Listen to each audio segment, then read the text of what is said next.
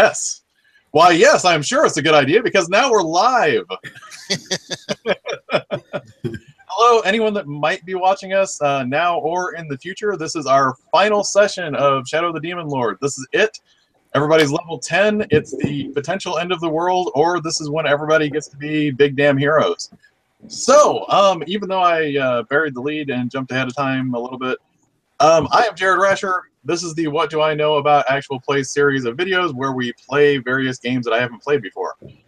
This is tied to my What Do I Know Games and Geek blog, and currently, as I just said, we are playing Shadow of the Demon Lord. We are at the final session, and because I put it in the notes this time once again, this is an explicit warning. Shadow of the Demon Lord is basically a dark fantasy game about horror and adult subjects. So disturbing things may come up. They may not come up. Who knows? But this is a pre-warning for any of that sort of thing. Now that we've gotten that out of the way, let's introduce our players. Steve, who are you and who are you playing? I am the one that you have been putting up with the longest out of everybody, playing Abigail Tuller, our reformed prostitute. And she is our healer enchantress, trying to make sure that people don't die on us, especially Vigdis as of late. Oh, poor Vigdis. It's been a problem. All right, Ryan, who are you and who are you playing? I'm Ryan. I do Ryan-like things. I am playing Widow's Cry. He's a elf who's finally completed his journey to becoming a Morrigan, and just to get it out of the way now, he's going to make full use of his level 10 power, which is every time he moves, he becomes a flock of crows that reforms into him when he stops moving. I'm getting this out of the way now because that's all it does, and he's going to do that every single time. So just assume if he's moving, he is a flock of crows because, you know, yes, something had to be done. Yes. And I know it should be a murder, not a flock. I'm aware. That's okay. It'd be cooler if he was an unkindness. I mean, Well, he is an elf. yeah. But All right. Mike, why don't you tell us why people might know you, where they can find you, and who you're playing? I am Mike Myler. You can find my stuff at mikemyler.com. I make gaming RPG books. I have a Shadow of the Demon Lord book out called Mists of Kuma. It's awesome. It's Eastern Fantasy Noir Steampunk, and I am working on another one that is a Holy Decapunk campaign setting where you play evil characters that we also got funding for. Yeah, like I said, you can find me at mikemyler.com. I'm playing Fringe, who is balls to the walls insane. She is an amnesiac changeling thief that has fallen into despicable biomancy and an obsession with this thing she's created called Cluck the Chicken God. Yeah. Yeah. She has a small army of like fleshy monstrosities and bombs. And of varying kinds, like the exploding kind, the exploding poop kind, the rock kind. She has a fine array of bombs. Yeah. Bombs are good. She's the wild card, I think, of the party. You think? Yes, she's our Murdoch. I think she's more like a Charlie, but all right. Wait, Yeah, that'll work too. Wild card. So wait, for our segue, does that mean we are introducing the B.A. Baracus of our Yes. Kevin, why don't you tell us where people can find you and who you are playing? Hi, I am Kevin Madison. I'm the host of the Dungeon Musings YouTube channel where we play games like the Star Wars or the Fantasy Flight Star Wars games, the new Conan game published by Modiphius, Shadow of the Demon Lord, D&D, DC Adventures, and actually recently Cypher System again. I am playing in this game, though, Vigdis Magnusson, who is a Jotun, former thrall, and now Ranger Skull. If he lives through today's session, then he will be the heir apparent to the mantle of the Stranger. If he doesn't, well, he's going to spend some time in hell because he's got corruption. By the way, Stranger, really good Billy Joel album. So Anyway, now that we have all the introductions out of the way, I am going to do not just a recap of last session, but a very, hopefully, succinct recap of the campaign so far, because this is the point in the campaign where, you know, the Kansas song would play and, you know, you would see, you would see all of the... Sorry. You got me on that one. Yes. So, going back to the beginning of the campaign, the party found out that cultists had poisoned their entire village. They started working for Mother Bastion. The group freed an elf knight errant from the bishop's dungeon. Eventually, Teapot, the party's clockwork, exploded from trying to master the Apocalypticon, which was a spell book which was used by cultists that talked about the end of the world. As faith in the cult of the New God's leadership eroded, riots happened. Horus's heir, who was the prince that was in charge of the province where everyone started, put down the riots using mercenaries that he brought into the region. The party investigated occult corruption within the nobility. They found out from the witches of the Forest of Screams that the world was going to end because of the troll spell, which was being enacted by a troll that survived the ancient troll-elf wars, and basically because he wants to win, he wants to end the world and tell the elves, haha, I won. They visited the stranger to find a way to stop the end of the world. They learned of a path into the underworld and then into the void itself. They cut a deal with a Grim Reaper to clear out an adventurer's outpost that was resisting the decay of the underworld. They entered the void through a membrane covering a hole into the void, and they met a strange alien creature in the void who offered to share a camp with them for the night and take them away from her rock where she is awaiting her sisters. That's where we find ourselves at the beginning of this session. Mm. So, right now, everyone is resting as best they can in this little camp. You have this strange, twitchy alien that kind of is vaguely humanoid in shape, but she kind of looks like melted wax with, you know, little giblety things hanging off of her face and these big bug eyes. And she kind of mutters to herself from time to time. To a certain extent, it's almost like having an extra fringe in the group. So I am assuming that everyone woke up the next day after she offered to share this camp, well rested and not disturbed at all that outside of this mound of rock there is absolute nothingness, and that you have this creepy alien creature pawing through her domain the entire night, and she does not sleep. If anyone wakes up in the middle of the night, you notice that she has not slept the whole time. She just kind of like crawls up on rocks and stares at a different member of the party every few hours. Hmm. Okay. Kind of her. Fringe wakes up excited and emboldened by the insights she had during her sleep. That is And awesome. begins fiendishly working in her hut, where she will disappear for about 4 minutes. So you notice the creature like scurries away back to the big metal structure that you guys saw when you came through the void, and she crawls into that thing. And for a few seconds, you hear some lights and whirring, and all of a sudden you see this bright blue flash of energy shoot out into the void, and she walks back to everyone and lays this charred stump in front of you. I got us breakfast. Nice. It's not easy because I had to recalibrate the targeting system to find anything still out there that had vital signs in the void. It's getting harder and harder to find these things. She's got a sensor that can detect stuff? Yes. Hmm.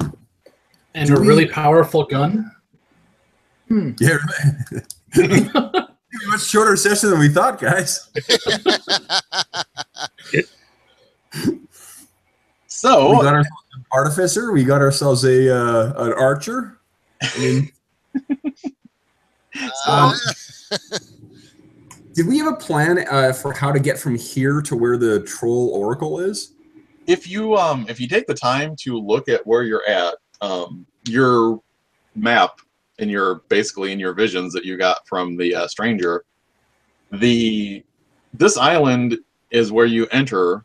There is an island visible that is floating off a ways in the void. So, in theory, if she's right about that big metal structure that she has actually being a ship, which sounds crazy to you guys, but you know, you've heard of airships. Maybe it's one of those. she could probably get you over to that other island. Well, there's not really any air in here. There's just space all around it. So I suppose we'd call it a spaceship. Maybe. That might be a term for it. Widow's Cry is going to spend the morning being very confused why every time he takes a step, he suddenly sees things from multiple viewpoints and then one viewpoint again. Yeah. Like Widow's Cry walks to the other side of the camp and just suddenly goes, all these birds reform on the other side of the camp. Vegas will kind of tug on Abby's arm and then whisper as much as he can. She's like, "Is that normal for elves?"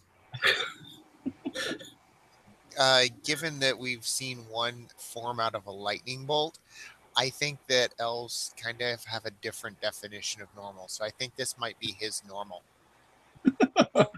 Form out of a lightning bolt? I miss all the best stuff. So as Vigdis is discussing this with Abby, the little hairs on the back of your neck start to stand up the way they do when you're hyper aware of things that are about to happen. And before things happen, can we have used my stirring performance? Maybe I'm the one who gave the recap. Yes.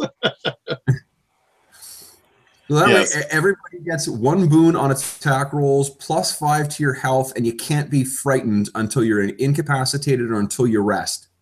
Yeah, because I picture, Vigdis probably was just waiting for morning to start.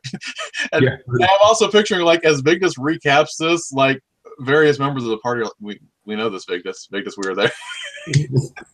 Vigdis is, like, recounting it for a phantom audience that's... Yeah. Everyone's sitting there going, we were there, Vigdis. Did I not tell you the power of break fourth wall? Oh, man. So, Vigdis gives us rousing discussion of what has come before. He performs for everyone. Everyone is feeling better. And then immediately, Vigdis, like, looks up after he starts talking to Abby after his performance. And when Vigdis looks up, and you may draw anyone's attention to this as you wish. Yep. But what you see in the sky is somewhat similar to the Drake that you saw previously, except even larger. But the difference in this is that not only does this have a similar form to the Drake, but it is wreathed in black flames. Uh-oh. So it is a draconic form that's circling the top of this island, but it is also wreathed in black flames. And you notice too, unlike the Drake, which was large, but it was healthy, this thing, some of its joints look a little twisted in spots, like it shouldn't go that way if it's a healthy creature, but it's still moving unimpaired. Its tail looks like it's been broken, and yet it's still functioning.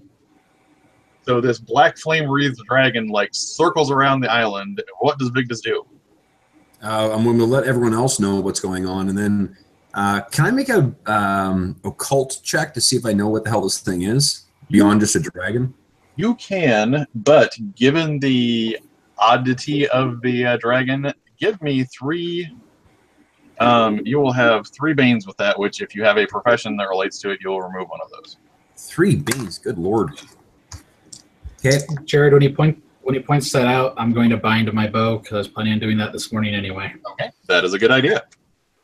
So I think I fall through the void because I just rolled a 1 and a 6. So been fun playing with you guys, but yeah, Vigdis is like, it's a dragon with fire. Yeah, looks friendly. Maybe this is how we get to the other island. Hey, dragon! Dragon! Hey, dragon. Does anyone else that Vigdis pointed the dragon out to want to try and puzzle out what it is? How long has it been since we woke up? Maybe an hour. Okay, well, after half an hour, she'll come out with her, so she emerges from her hut and is followed by a clustering flock of small, if you can imagine the chicken from Robot Chicken, but covered in flesh instead of feathers, strapped with bombs to their chests. And I mean, I was going to hop directly into the bag and start casting a spell, but I'll be in there for a whole hour, so I will hold off on that bit. Okay. And I will try a check to recognize what this thing is. 17. Just intelligence, huh? Yes. Um, Is definitely going to recognize it. I got a 10. I got a 15 and -5 for the Bane. Oh, damn. Like, I had a 20 with a -6. I feel your pain. yeah. I'm like, wow. I rolled the natural 20, and then my Banes came out to 11, but I have a wicked intellect, so I got a 15. Only take the highest one. Only take the highest one? Oh, shit. And I killed it. I got like a... oh, God, what is that? 22. All right. So, Victus had no idea what this was, but the rest of you, it's all conjecture and theory because dragons aren't super common anyway, but there have been some discussions about how dragons that get tainted by demonic essence get warped and twisted into other forms. So you have the feeling this is some form of void dragon that has been enhanced by a demonic presence. Awesome. And the concern that you might have about that is that these things are, in theory, filled with demons. They're not just possessed by a demon, they are possessed by a horde of demons, which means under various circumstances, demons might boil out of this dragon. Run. No, let's get. Is it within short range? We'll get our host to fire that cooking gun at it. It is still 2 areas away at the moment. Okay. So I'm going to say right now, because it's 2 areas away, we're going to start the turns. Who would like to take a fast turn or a slow turn? Just to set things up, you are in the basin in this general area. There are what looks like, they're not really mountains because they're not quite big enough, but they're big jagged peaks, and that's where the ship is lodged, and that's in a separate area. And back behind you are like the outer hills where you dropped through the membrane into the void. So you're basically, you have your outer hills, the basin that you're in, and then the jagged peaks where the ship is at are the 3 areas here. Plus the dragon is actually 2 areas above, but it's, you know, above the basin and then into the void is those 2 areas. What is our host doing? She's sitting here. Do you point out to her that this thing is circling? Oh yeah. Oh, that looks... If only I could have harnessed that against the knights. That would have been a glorious thing to use. I might see if I have a spell that can charm it. She like scurries off towards the ship.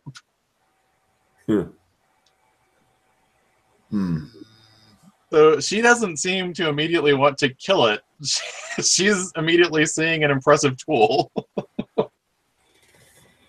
So if we're fighting this like immortal troll oracle at some point today, I'm gonna suggest we don't tussle with this thing if we don't have to. I'm with you on that. Widow's Cry agrees. All right. So, I will bring up to everyone. Because this is the final session. Everyone has fortune to start out. So you all start with fortune. Use it as you will. So the dragon is 2 areas above you. We're going by initiative. You're in the basin area, 1 area away from the ship. So who would like to take fast turns? Who would like to take slow turns? What would you like to do with them? Can I use my fortune to have the dragon fortunately not notice us? No.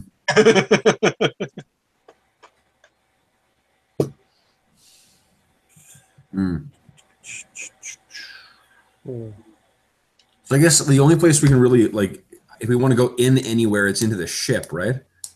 That's you could head for the ship. That's where she seems to be going. Widow's Cry will go slowly. All right. So Widow's Cry is going to take a slow turn. What about everybody else? I'll take a slow turn. All right. Slow as well. Slow turn as well. Same deal. All right. Now that I've heard everyone say they're going to take a slow turn, I changed my mind. Okay. I want to take a fast turn to get in an area that is not in the same area with the rest of the party. Okay, so We'll say Right. towards. I remember everyone's we going needed to, I think everyone's heading towards the ship, which is the area that everyone's going towards. Then I will. You want to go back towards the outer hills then? Can I head towards the ship and just like? Is there any like a ridge or something I could run through, like something with cover? There's cover, but I mean, in that area, everything's pretty much going to be within short range. I'm worried about us getting like bombed with an area attack. I don't know why you would worry about that from a dragon. If I just sit there, then I'm just gonna get picked off. Do you have any invisibility shit? You can find cover. You know, you can use a movement to find cover where you're at. Yeah, we'll do that. I'll hop on my chicken hut and we'll find cover. Okay. As a fast turn. All right. So you will get extra, or he will get extra setback die for trying to attack you, or you will get bonus if you have to resist something. Fringe has cover. All right. So that was Fringe's turn. Not that I really want to ask this question, but does seeing giant demon-infested dragon, I don't know, possibly scare us? It would have, but Vigdis emboldened everyone with his story. Ah, right. Good job. Normally, you guys would be terrified of a demon-infested dragon wraith in black flames, but for some reason, because Vigdis just told you your life stories, you feel much better about yourselves. That's a very strange skill you have. He's quite the raconteur. All right, so that means it could take a fast turn if it wanted to. It's 2 areas away. No, so it's not going to take a fast turn. So then all of your slow turns happen. So what would you guys like your slow turns to be? Fringe stayed in the basin and took cover. Mm-hmm. So what would be Move towards ship and take cover. Yeah. Okay, so Widow's Cry will be at the ship. Abby, are you going there as well? You heard the take cover part as my actual action, yeah? Yes. I have a plan. Go ahead, Vigdis. Well, I think Vigdis wants to make sure you're safe. So I have if Abby's saying no, just go on, I'll catch up, then he'll go, but I'll catch up. okay. He'll scamper along after the flock of birds. And then he'll take cover as well. Okay, so basically, correct me if I'm wrong, but since you guys are heading to the ship anyway, I'm going to say that if you're going to be like halfway behind, like what other people might call like the landing, the landing or the entry ramp to the ship. I was hoping we'd go inside actually. You still need to go one more movement to get inside, but you can have cover from the ship and be right there ready to get into it. Okay, so then we'd be 4 square spaces away from this thing then, right? Well, it's 2 above, so 3 at the moment. Okay. So what would Abigail like to do?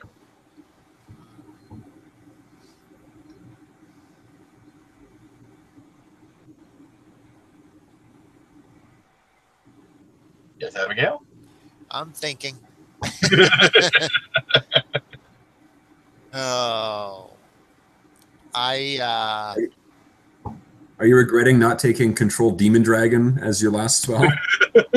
Yeah, I am actually. Actually, the spell that I was considering is given that this thing could spew demons at us. Mm. So I will go take cover with the others. Okay. Right now. Definitely take cover. And I will prepare my bow. All right. And my bow. Actually, wait. Well, no, I can't do that because I got to take cover. Never mind. All right. So Abigail goes there. You're all in the entry ramp for the ship. You all have cover in that area. The little alien creature scampers along with you guys, and she starts heading up the ramp. And she goes, "It's a good thing I started warming this up. We'll fly right up to it and be as friendly as possible."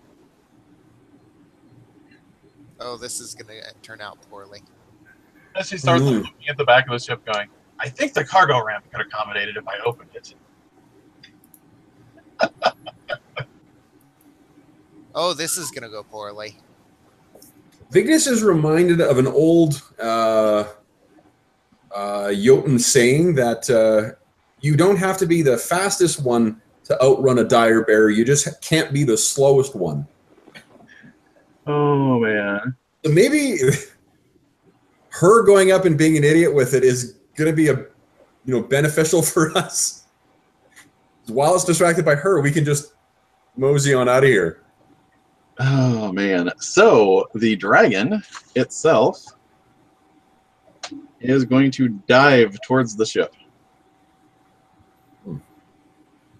And the dragon does not manage to reach the ship before, at least in a range where it can use whatever its breath weapon might be. So the dragon is one area away from the ship on the second turn. Now we're starting the second turn. Would anyone like to take fast actions? The dragon now, for you guys though, it is one area away if you want to duck out of cover and do something. Can we do anything from cover? Except Fringe is 2 areas away from it. Wait, is he coming towards us or towards the ship? What's that? Is he coming towards us or the ship? It looks like it's bearing down on the ship.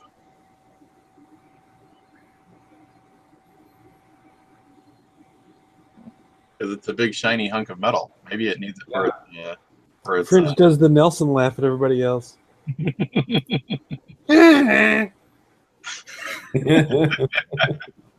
But yeah, the dragon is one area away from all of you guys that are next to the ship, and 2 areas away from Fringe, and it's one area above. So that's medium range, right? Yes. Yeah. It is indeed medium range. Mm-hmm.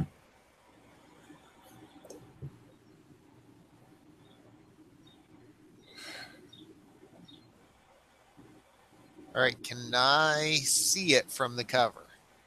Yeah, I mean, you can, cover, considering it's a combat round, you can peek out a little bit and still effectively have cover. You're like a step away from your cover at worst. So yeah, you can kind of peek around and see it still hovering and getting, circling down closer and closer to the ship.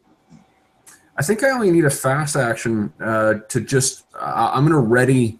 If it's an attack, so this thing starts poking its hand or claw rather underneath, trying to look for us. Okay. Then I'll attack. But until then, if this thing is just going to occupy itself with the ship, Okay. I can fill it. As far as I'm concerned, I don't want it to hit the ship. You do have, yes, and if it does reach underneath there for you guys, since you readied the action, you will get a boon to attack it. Because when you ready an action based on a condition, because the condition may not go off, your reward for that is that you get a boon to do the action. nice. That's the first time that's come up. All right, so Vigdis is readying, and that is his turn, but we need to remember the trigger. Anyone else taking fast actions? Abby will. She's going to try to make this thing cower because it's flying. Okay. So yeah, let's see if we can make this work against this demon thing. I am making an intellect attack roll against its will.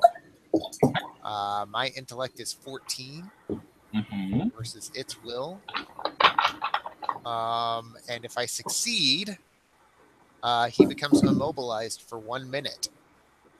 Really? So yeah, if he was possible to be frightened, which I doubt he can be, yeah, If he takes damage, he can make a will challenge roll to remove the immobilized affliction on a success. Although on an attack roll of 20 plus, he also falls prone and cannot stand up while immobilized in this way.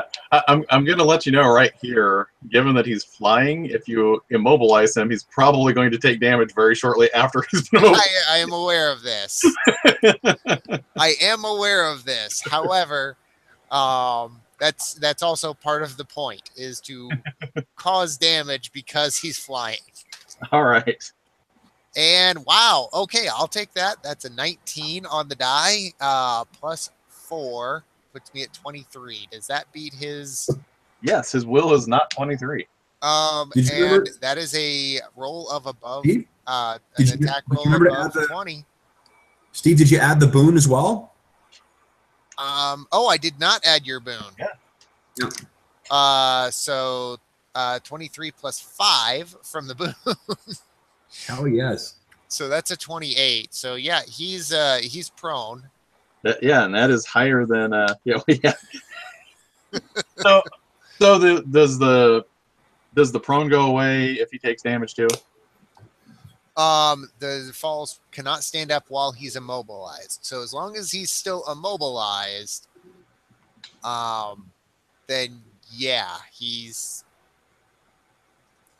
if he stays immobilized, then he stays prone. But and the immobilized doesn't end when he takes damage. the immobilized does not end until he makes a will challenge roll. Gotcha. All right, cool. So yeah, he's gonna fall. So yeah, he's circling closer and closer to the ship, and all of a sudden, like, his wings that are making slight adjustments don't make those adjustments anymore. Thud. And he kind of like, it doesn't drop straight out of the air because the wings are still spread, so he actually just kind of like banks into one of the rock side walls. Bang! That would be a solid surface. Thud. And yeah, so that'll be, looks like 46. So are we fighting this thing now? I think so. Well, that's immobilized, so I mean, it's up to you guys. But yeah. So this Now's thing. when we leave. If we can convince our pilot. Yeah. So yes, it is somewhat injured, and it is lodged in the rocks right next to the the ship. It's lodged in the rocks, like stuck there? Well, until it can move. Oh, Once okay. it makes its will challenge, it's going to be able to crawl out of it. But yeah, basically, it just slammed into the rock wall. It's kind of tangled in all of these jagged rocks here. All right, so that was Abby's fast turn. Anyone else like to take a fast turn? Can Abby yell, "Fringe, get your butt in the ship"? Sure. Abby yells, "Fringe, get your butt in the ship." Well, more like "Fringe, get your ass in the ship." No, that'll take a full action to use ass. Oh, well, rats. Because it's shorter, you know. Anyway, yes, you can yell that out very easily. What would everyone else like to do? Fringe and Widow's Cry have not done anything yet. I'll take a slow turn. Okay, Fringe is taking a slow turn. What about Widow's Cry? Also a slow turn. Okay. And Vigdis is ready if it reaches towards them, which it's probably not going to reach because it's immobilized. Mm. So, there we go. There's all that going on. So fast turns. Actually, just as a clarification, it makes that save at the end of round, correct? When the once per round when the target takes damage, so it can take its will challenge roll right now if it wants. Oh, okay. I will do that. Okay, so that is a 22. Rats. Well, it removed So, yeah. the condition. He crashed into the rocks, and he stopped moving for a second, and then he starts moving again. But hey, it's okay. He took some damage. He's right here in front of you. He currently is going to use the corrupting vomit ability that he has. So the black flames, crackle around him and start like spreading out into this area. He takes a deep breath in, and this spewing, wretched, semi-glowing mass of brown and green flies out into this area. Leave him to rocks, because that's what attacked him. So, wow, that's interesting. So he spews this out, and 3 people, and I am going to say the Wraith, Abigail, and Vigdis are the 3 targets that he's hitting with this in this area. Can you see us? He's just randomly spewing into this area. Okay. So this is where your cover comes in. You will get 3 boons to resist this ability. Okay. And is it a what? Oh, sorry. Yes, it is a will challenge. I will take that. Yeah. That's 25. 10 plus 3 plus 6, 19. All right. So the good news is I have enough dice for this damage. Oh wait, That's no. The good news. that's not good news. You're taking half of this damage. That's the good news. All right. So at half damage, that is.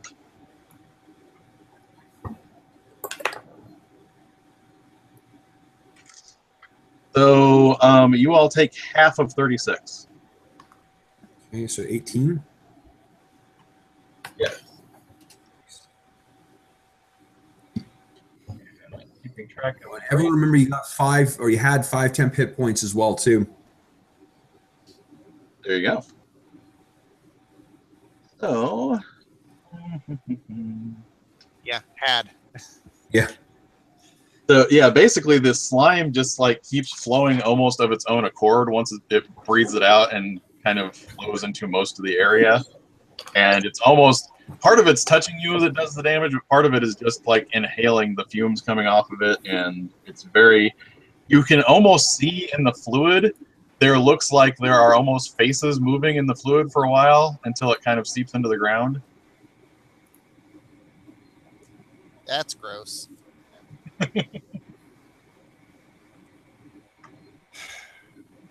And the alien creature looks at that and goes, "Oh yes, this will make a fine pet. I can make a great war beast out of this."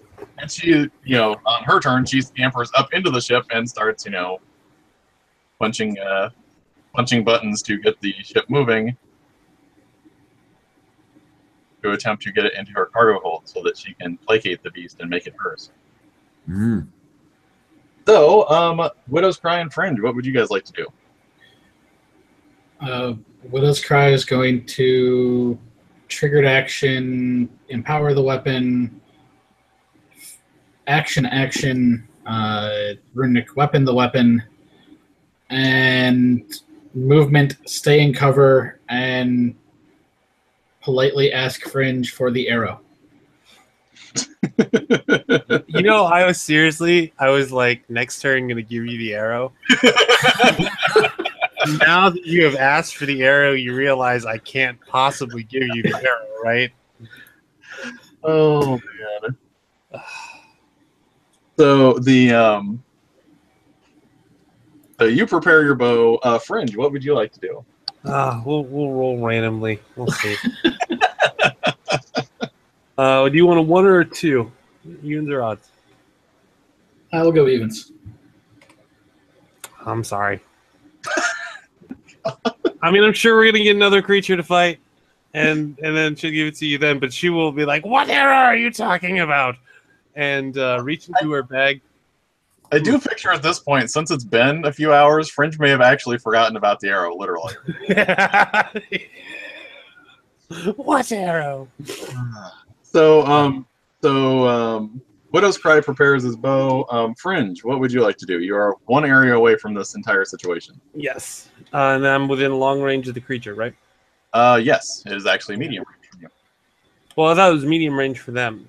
Oh, because it's moved down. It's closed now, so yeah. Oh, okay. Well, then I will Fringe will reach into her bag and pull out like one of the disgusting tripod creatures. Okay. Toss it on the ground and cast Bolt Thrower. All right. And then she will move. Can she move to an area catty corner? Because I don't want to move into the area with all the other people. Because that seems like a poor decision. So, yeah, I'd like to move like north or south. If going towards the other area with my allies would be west, I want to move north or south. You know what I mean? Okay. So you're just kind of shifting to the other side of this area. Yes. And I will be next turn throwing down another Bolt Thrower. Okay. That will be how I proceed with my turns. Okay. So you have the Bolt Thrower thrown down. And then it acts at the end of each round. Right. Okay. So that all happens now. End of round, have your Bolt Thrower attack first. All right. Bolt Thrower, attack, defense 5, health. Whatever. Out of the weird tripod thing. Intellect attack roll against the defense. Excellent. All right. And my intellect is killer +6, right? Yes. 18? 18 does not hit its defense. In fact, because of the way where its defense comes from, like the bone spikes shoot out of the Bolt Thrower, and several of them like bounce off of the twisted plates that are on the outside of the dragon. Damn. All right. So yeah, you get a feeling it's got a pretty solid defense here as the bone bolts bounce off of it. So now it's end of turn thing. The black flames that wreathe the dragon spread out into the area that it encompasses. So, does anyone have 0 corruption?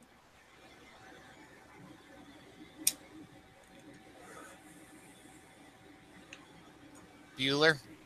Okay, good. No, the irony here is, in this case, that's actually a good thing for you guys. So, everyone make an agility challenge roll as the black flames dance off of the dragon's body. I'm good, right? Benefit? Agility. Do we get the cover benefit? Yes. Nice. 23. Also 23. Nice. 24. Nice. And I got to roll for the wraith.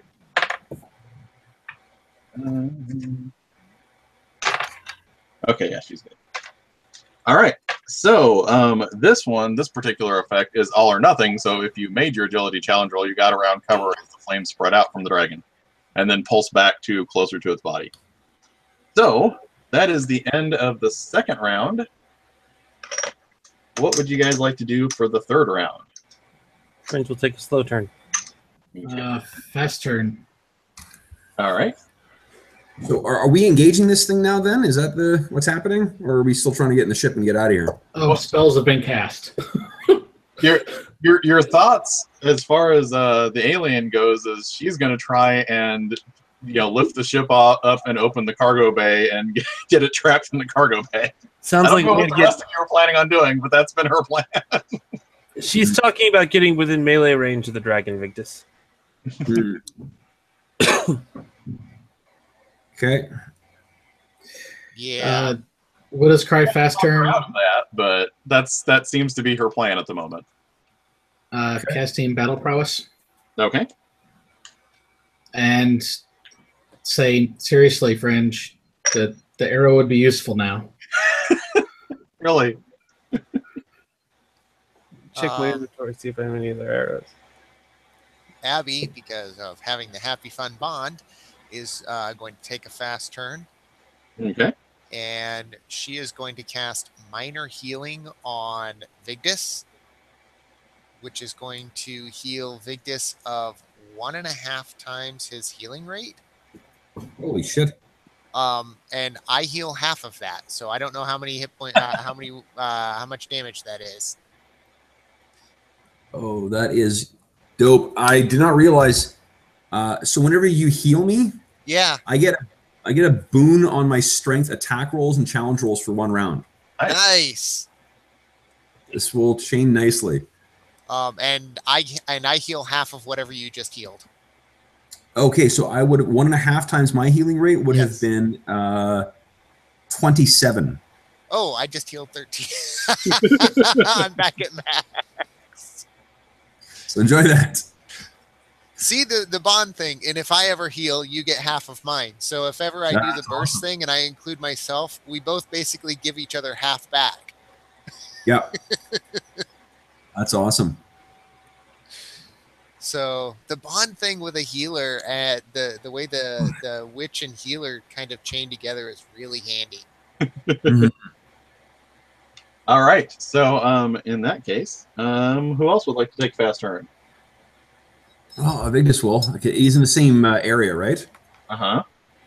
So I will, of course, call dibs on the space dragon, and I'm going to go in and try and brain it. All right. Let's see here. I've got 1 boon from my thing, 1 boon from that. Just to be clear, you're trying to brain it, not get brain, right? Not get brain, no. Okay.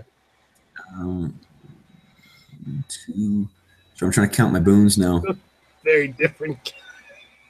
Yeah, not with my brain. Here we go. Come on. That's 22. 22 does not hit. Ah, glad we fought this. Okay, and then let's see. I don't think I can trigger my. Yeah, I didn't succeed, so I can't trigger my other thing. So I'm done. Okay. That's Vigdis. Fringe, are you taking a slow turn? I am. Okay. She is.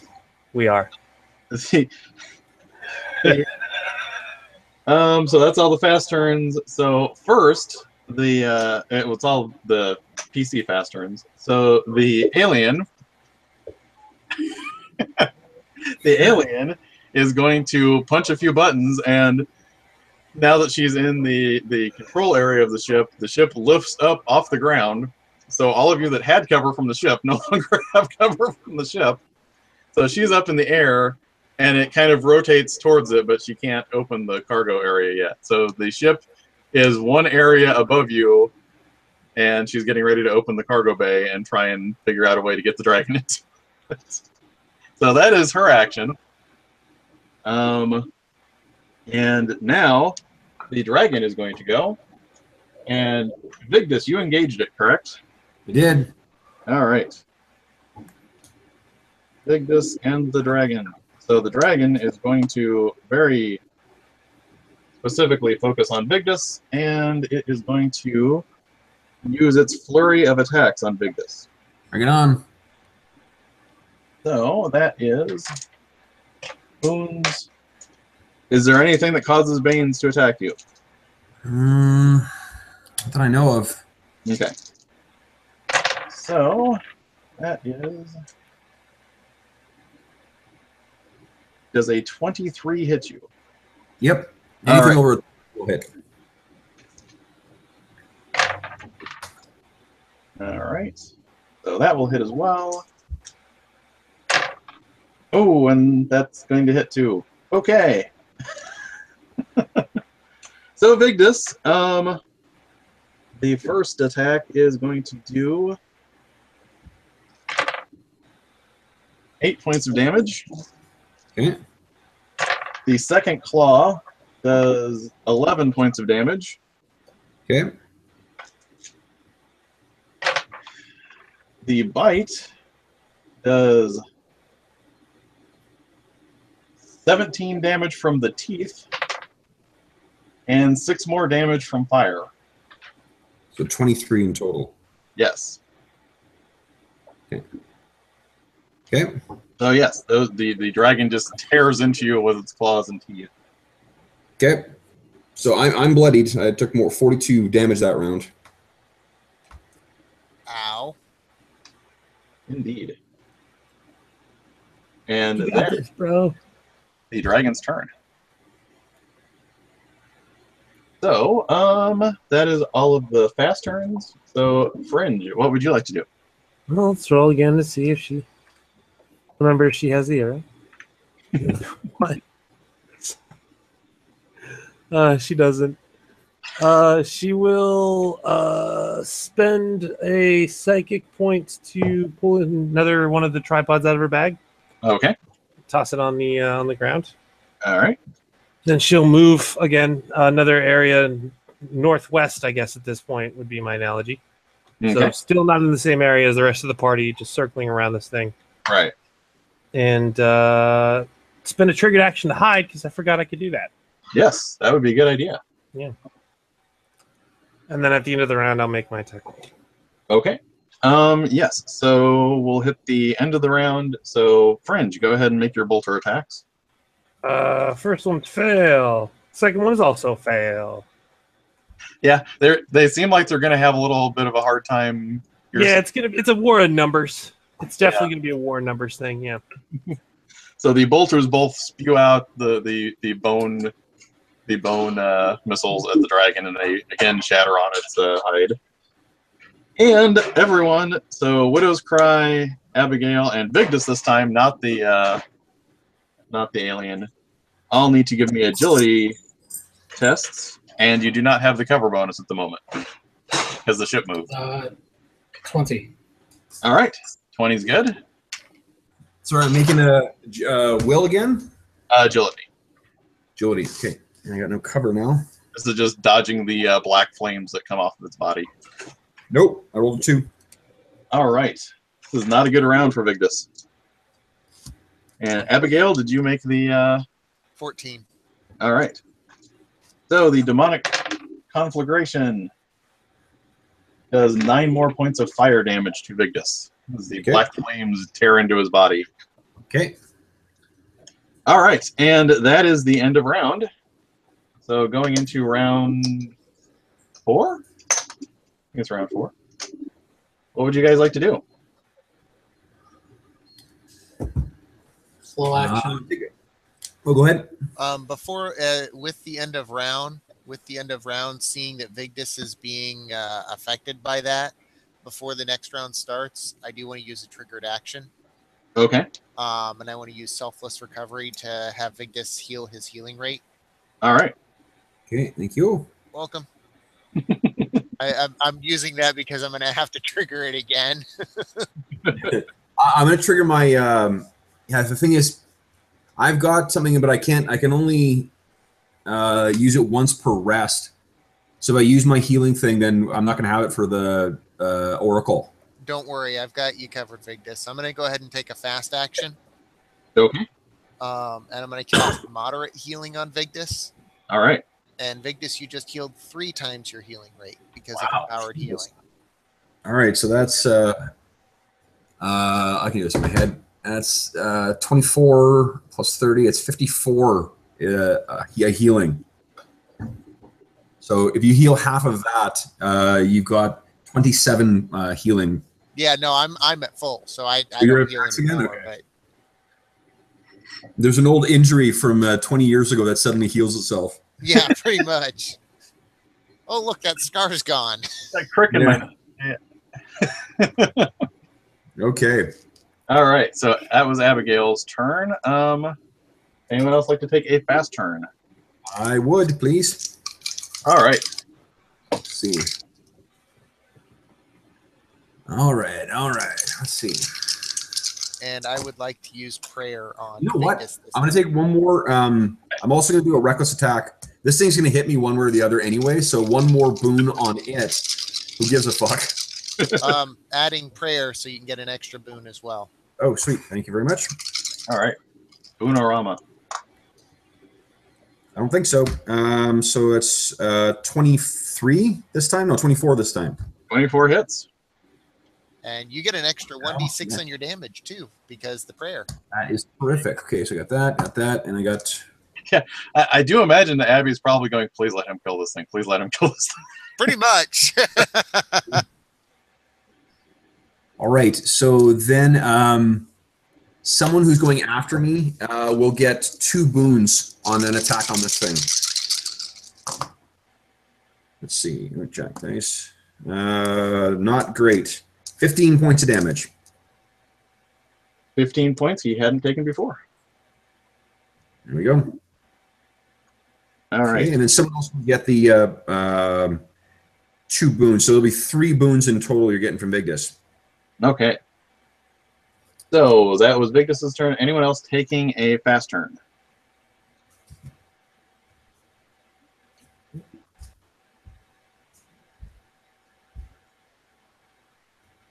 No more fast turns? No, sir. Okay. So, slow turns. That leaves Ryan or leaves Fringe and Yes. Widow's Cry. Yep. Safe to assume, I think that Widow's Cry is like, God damn it, Fringe, give me the fucking arrow. So let's roll. Still a 1. That's 3 ones in a row. Ooh. Oh, man. I'll roll larger than a D2 next time. So she'll spend another psychic point, throw down another tripod, move, and hide again. Okay. Although, interestingly, at this point, I have 3 inventions that I don't know what I'm going to do with. All right. So you have 3 of those things sitting around for the end of round. And what would Widow's Cry like to do? And just to double check, a minute is 6 rounds, right? Yes. Okay. I am tracking how long they should all be here. Widow's Cry is going to see if an arrow materialized while he had to step away for a moment. No, I rolled a 3rd one in a row, but next time I'm going to roll higher than a D2 because I'm feeling like that might be having an adverse effect on the probability. Okay. In full-on formal Elvish, he will request the arrow by its full name. Remember. And we'll make do, I guess, with what he has at the moment. I will say, if we're framing this as a Fringe trying to remember, I think because of that, next time you roll, you should probably roll 2 dice. Most advantageous. Sure, we'll do it that way. We'll do 2d4. We'll do it that way. Does a 26 hit? It does. That would be 34 points of arrow damage. Nice. Nice. See, you're doing good. Imagine 8 more d6. All right. So yes, the magically infused arrow shatters one of its scales, and the arrow flashes into the dragon's hide, and it roars in pain because it actually felt something that time. So on its slow turn, it is going to lift off into the air. So Vigdis, you get a free strike on it. Nice. Let me think here. 2.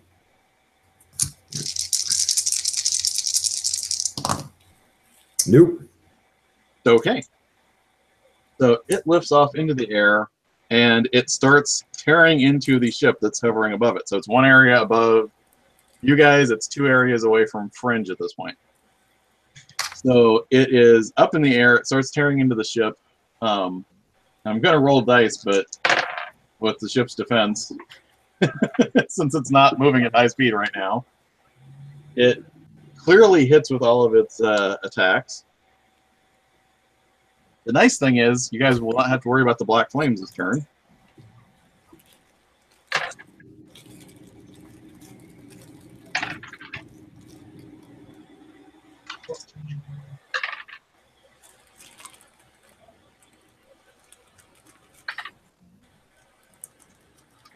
So it does damage to the ship. You can visibly see that it has ripped out some of the the shielding on the outside of the ship and throws it down to the ground. So it clearly damaged the ship. The ship looks like it's still pretty structurally sound, but it had definitely some effect as it ripped its claws and teeth into the ship and started just shredding metal and throwing it. So Need that ship.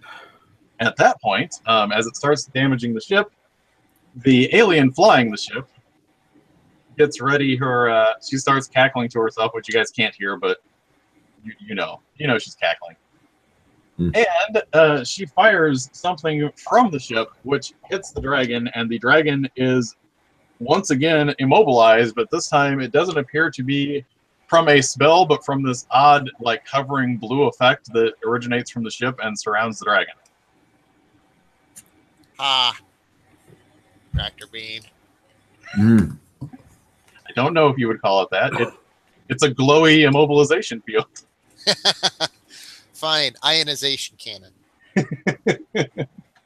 Do we get the sense that the dragon knows that there are alternatives to fighting?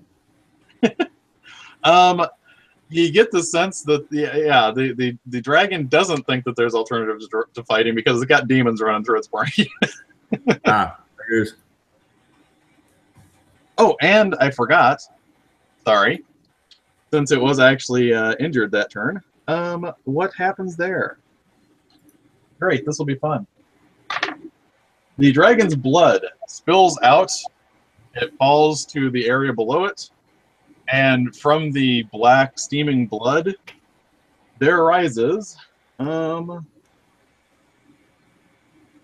Lovely smelling daisies. It's so weird.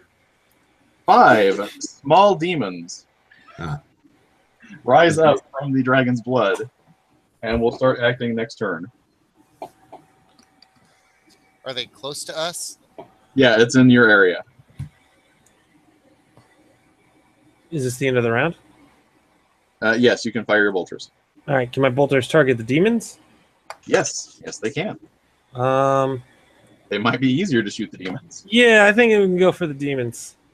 The bolters may have had a new purpose in just getting rid of the annoying spawns that the bosses are throwing up. Oh, no, I rolled 8s and 9s for all 3.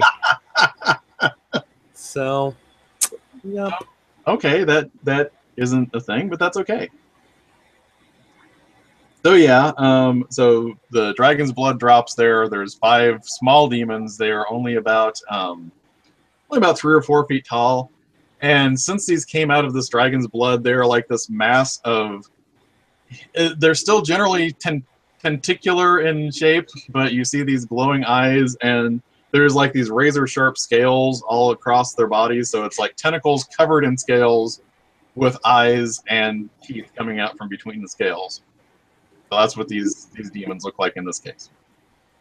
If any of you had spent some time studying demons, what you know is that demons really don't have a natural form. They tend to take the form of whatever real-world physical thing they've been in contact with most recently, which is why coming out of the inside of a noble, the one looked like a bunch of vomit.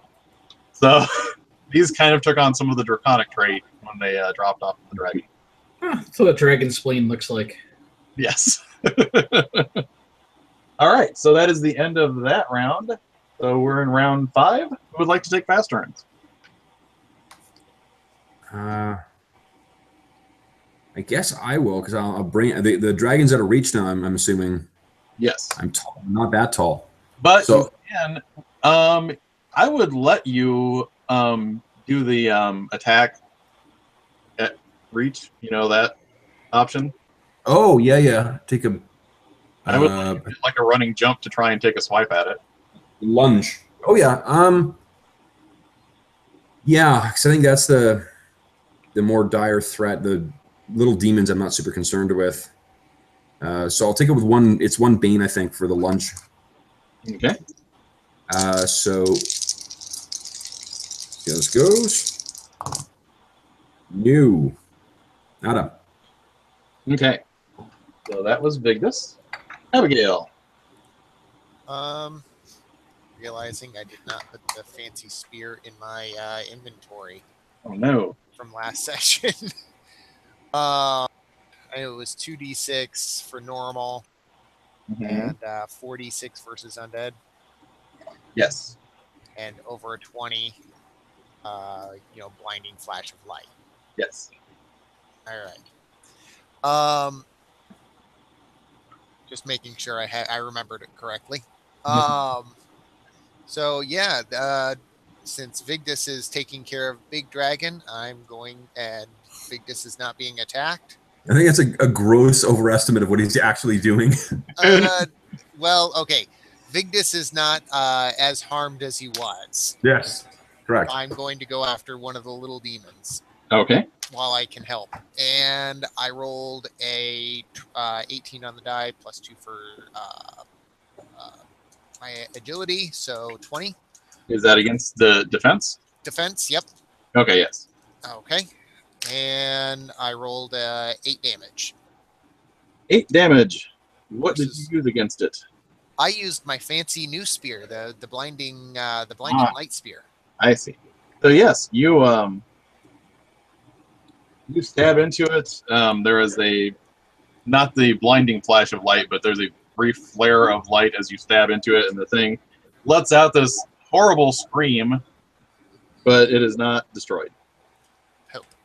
I tried. You damaged it. I did. Okay, so that was Abby's turn.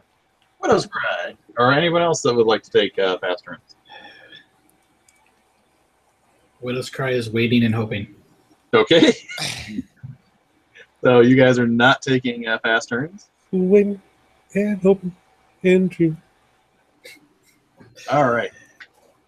So at the end of the fast turn, the alien is going to try and reel the dragon into the ship.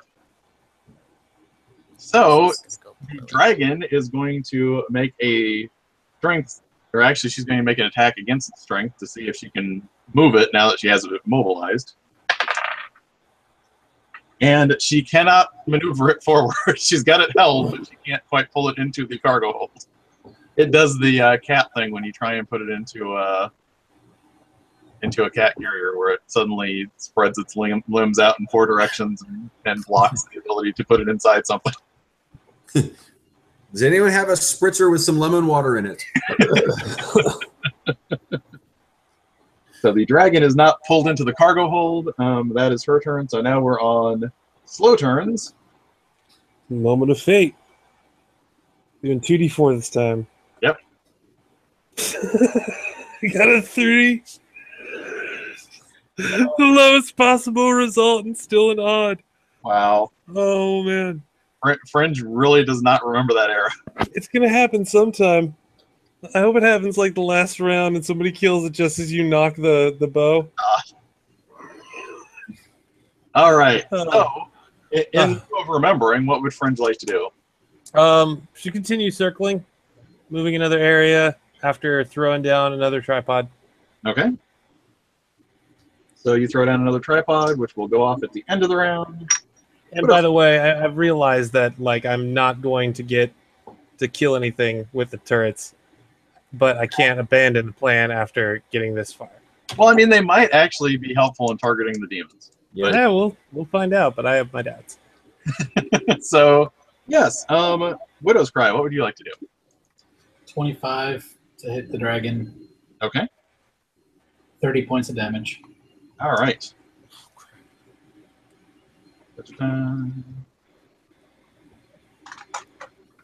The dragon yelps as another arrow funks into it. Very upset because it's being held in the stasis field and getting shot by arrows, which shouldn't be able to get through its scales, but yet do.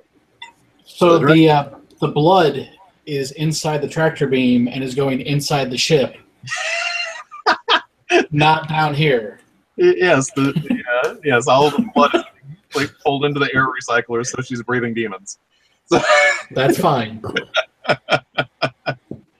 All right, so that's going on there. I actually could have had the one demon use a fast turn on Abigail because he was right there because she closed on him, but that's okay. He'll still get to act.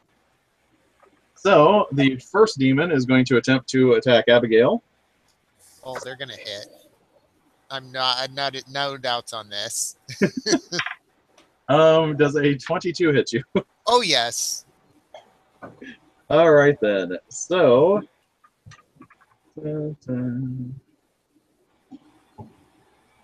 Abigail's defense spot, mind you, is 13. All right. So it does only 5 points of damage as the razor-edged scales slice into your flesh. It's not bad. And so that was Abigail. I think what's going to happen next is 2 are going to close on Vigdis, and 2 are going to close on Widow's Cry. So the 2 on... Triggered action. Okay. Celerity. And I am birds, and then I am my movement away. Nice. So they run to where you were at, but then they do not close on you. So they don't get to do anything because they closed on where you were at and start slashing, and the birds fly around them, and they're like, "Arr." Because that's the sound of a disappointed demon. Yes. So the 2 on Vigdis. Was Widow's Cry in a different area than we were? No, he's in the same area. Oh, he's okay. I want to see if I got a free strike against him. What it was is they used their movement to get to him, so they don't have another movement to get to where he's at. So they still have to use a movement to engage. So even though they're in the same area, they can't attack him. Okay. I was just concerned about getting free strikes. Because I like hitting stuff. Yes. Or at least trying. I like you hitting stuff. I think your party is a fan of you hitting stuff. Yes, very much so. And getting hit. Does a 21 hit Vigdis? Oh, yeah. Anything over a 20. All right. So in that case, Vigdis takes 3 points of damage, but I'm pretty sure the 7 misses you. The 7 does miss me. All right. Clang. So, oh, yeah, I'm dumb, but I will rectify that next turn. Because I am thinking linearly and having the demons walk, and they don't need to do that. But that's okay. We will rectify that next turn. This turn, everything happened exactly as it unfolded. Okay, so that was the demon's turn. So now the dragon is going to do what he is going to do. And the dragon, since she's trying to pull it into the ship, instead of trying to break free from the thing, he's just going to wreck the ship. Yeah, we need that ship. And you know what? I think instead of using his claws here, he's just going to take a deep breath in and let the acidic vomitus that's filled with demons flow all over the ship. So the dragon just spews all over the top of the ship, doing lots of damage. All of my d6s that I have here. So,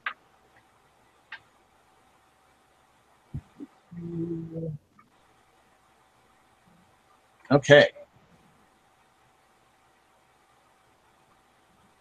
So the ship takes that much damage.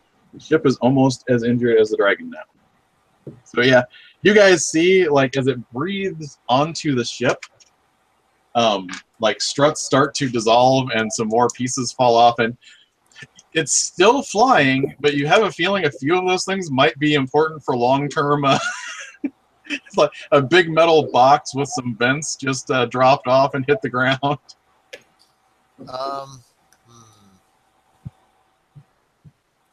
So, that was the dragon's turn, and she tried to reel it in. So yeah, that is the end of this round. So we're at what, round 6, I think?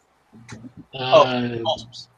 Bolters. Bolters. What do you guys want me to target? Demons or dragons? Does it matter? Demons. Demons it is. Okay, all right. These are real rolls. All right, one's 23. 23, 13, 15, and 12. Yeah, so the 23 hits. One hit. Awesome. Awesome. Gets to do extra damage on the hit. 3d6. So 9 points of damage to, we'll say 1 through 4, going left to right. Fourth person. 1, 2, 3, 4. Oh, so one of the ones on, we'll say Abigail. She's the healer. All right, so you shoot the one on Abby, and she already stabbed it with a spear. So the bone spurs start to puncture the demon before it can get away, and it screams and explodes in this mass of black goo and scales. So there are only 4 demons left now. Yay! Hooray! Much better. All right. Who would like to take fast turns? Me, please. All right. Let's see, so one Bane. Biggest turns around, takes a running start again, and nope.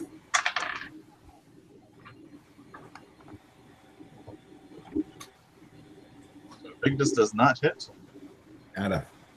Sorry, in full disclosure, I had to make sure I remembered that his flames were damaging the ship as well. And that was end of round. Because the ship is not dodging it. Yeah. All right. So that was Vigdis's turn. Who else would like to take a fast turn?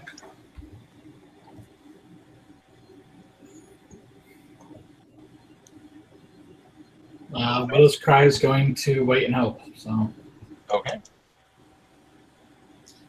Abby's going to take a slow turn. Okay. Now, yes, I ruled this last time because I was too dumb to explain this, but small demons can use Void Step as a triggered action, so basically they can teleport as a triggered action, so they don't need to use a full turn to move. So, for their fast turns, 2 of them are going to teleport over to Widow's Cry. triggered action. Widow's Cry is going to leave them. So basically these demons are just going to like follow Widow's Cry all over the place. But it's great because for the final session when you can turn to birds to move, you will be turning to birds to move constantly. Yes. So your 2 demons do that. The 2 demons on Vigdis, I mean basically you jumped up there and they're both right there, so they don't need to teleport, but just for fun, they might teleport to switch positions so that they're on opposite sides of you than they were before. So, that is 15 does not hit, correct? Biggest But- no. The other one does, and does 4 points of slashing damage with its scales. Yep. So that was the demons. And I think since the dragon is right there, he is going to alternate attacks and damage the ship some more. Actually, I'm going to have the Wraith is nominally on your side, so I'm going to give her fast turn first. Ooh, so she completely botches the attack versus his strength. So he makes his attacks versus the ship. Yeah, that's easy for him. Ooh. Ooh. I am seeing lots of 6s come up.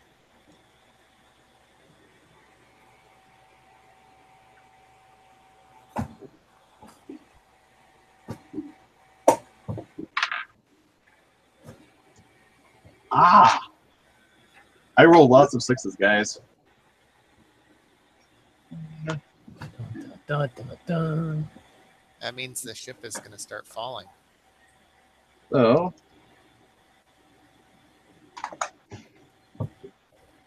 the ship, the dragon like really tears into the shielding on the ship and just starts ripping hunks out with its teeth and spitting them out, and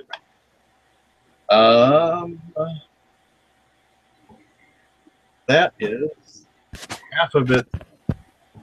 Once it hits, it's taken some damage to its structural integrity, so it will start having some problems if she doesn't right it as it is ripping into it.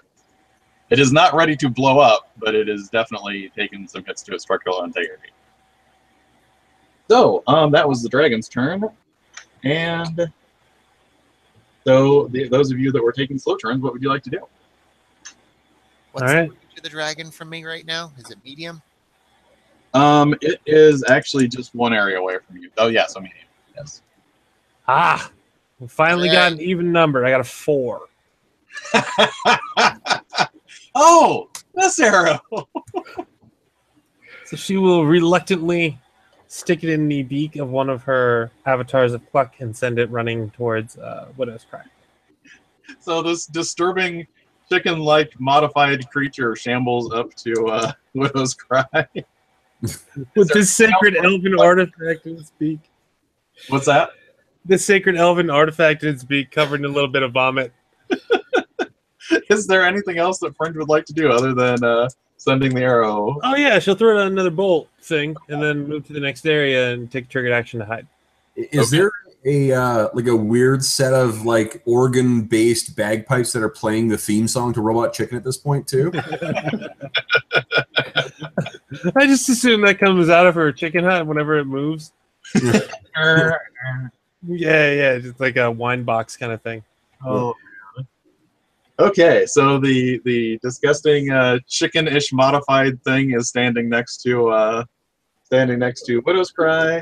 So Widow's Cry, Abigail, what would you guys like to do?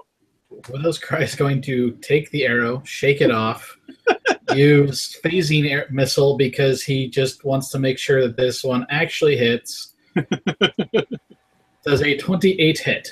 A 28 does hit the dragon. Okay, I have apparently my notes on the arrow are actually fairly minimal, so I don't have everything that does. I apologize. That's all right. I have this right here. But it, I believe it adds 8d6 of extra damage if they're living. You make the attack with 1 boon. Okay. And they get a strength roll for half damage on the 8d6. Yes. Well, here's hoping it can fail the strength. Please. But it does 2d6 normally. Plus, it has the... So Gotcha. 2d6 plus whatever else you infused it with, then it makes the strength challenge. Right.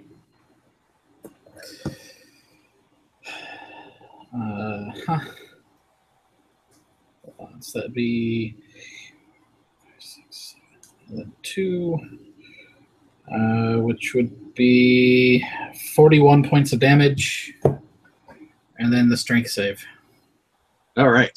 which I'm hoping it fails So it gets... because I want to blow the skin off of a dragon. It would be cool. So that is a 17 on that test, though. Is there any way to use fortune to make it fail or make it harder?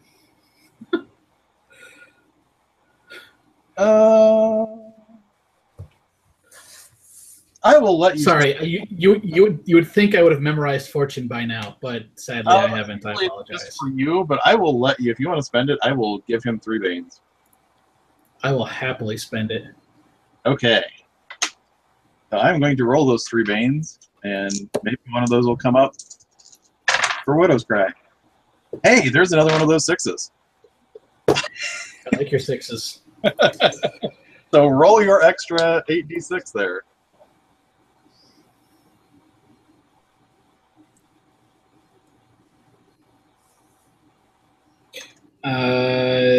And that would be another 32 points of damage as I blow the dragon skin off. Okay, so that is 32. I'm sorry, what was your original damage? I apologize. I was so busy looking up the arrow that... I think it was like 41? I don't know. I'd have to go back and watch the video. There was a 40 involved, so yes. All right. So 73 points of damage?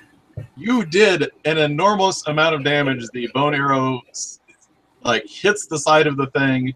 There is this horrendous shriek as the arrow shears into the dragon's body. Scales go flying off. You see black blood spray out into the void. But all of the flesh does not shear off of the dragon. It is gravely wounded, but it did not die from that. However, the dragon is in terrible, terrible shape compared to what it was before. It better be.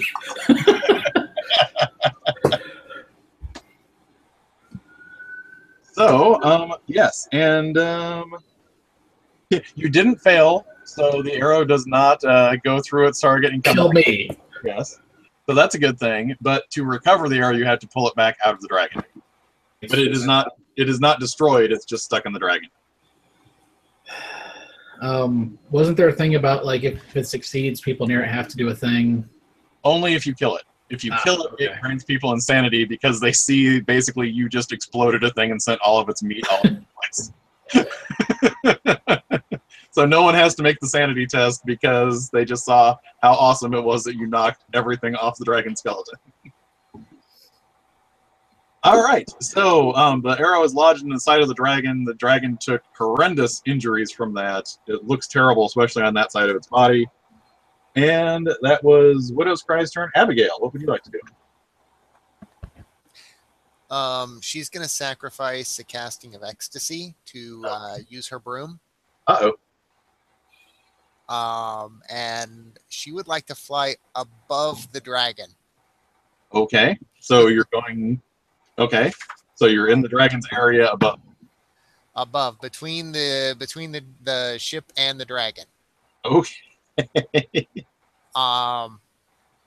And so she's going to put her power armor on. Oh, goodness.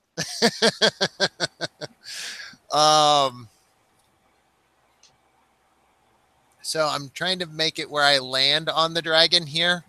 Okay. I'm going to cast Form of the Oak Guardian. This time, Abby's the one with wood. Oh boy. So I said her power armor was wood. yeah. So yeah, and by the way, the broom cannot carry a size 2 creature. I'm as big as Vigdis now. And I get a +3 bonus to defense, 15 bonus to health, and my size doubles. Nice. And I make strength attack rolls and challenge rolls with 1 boon.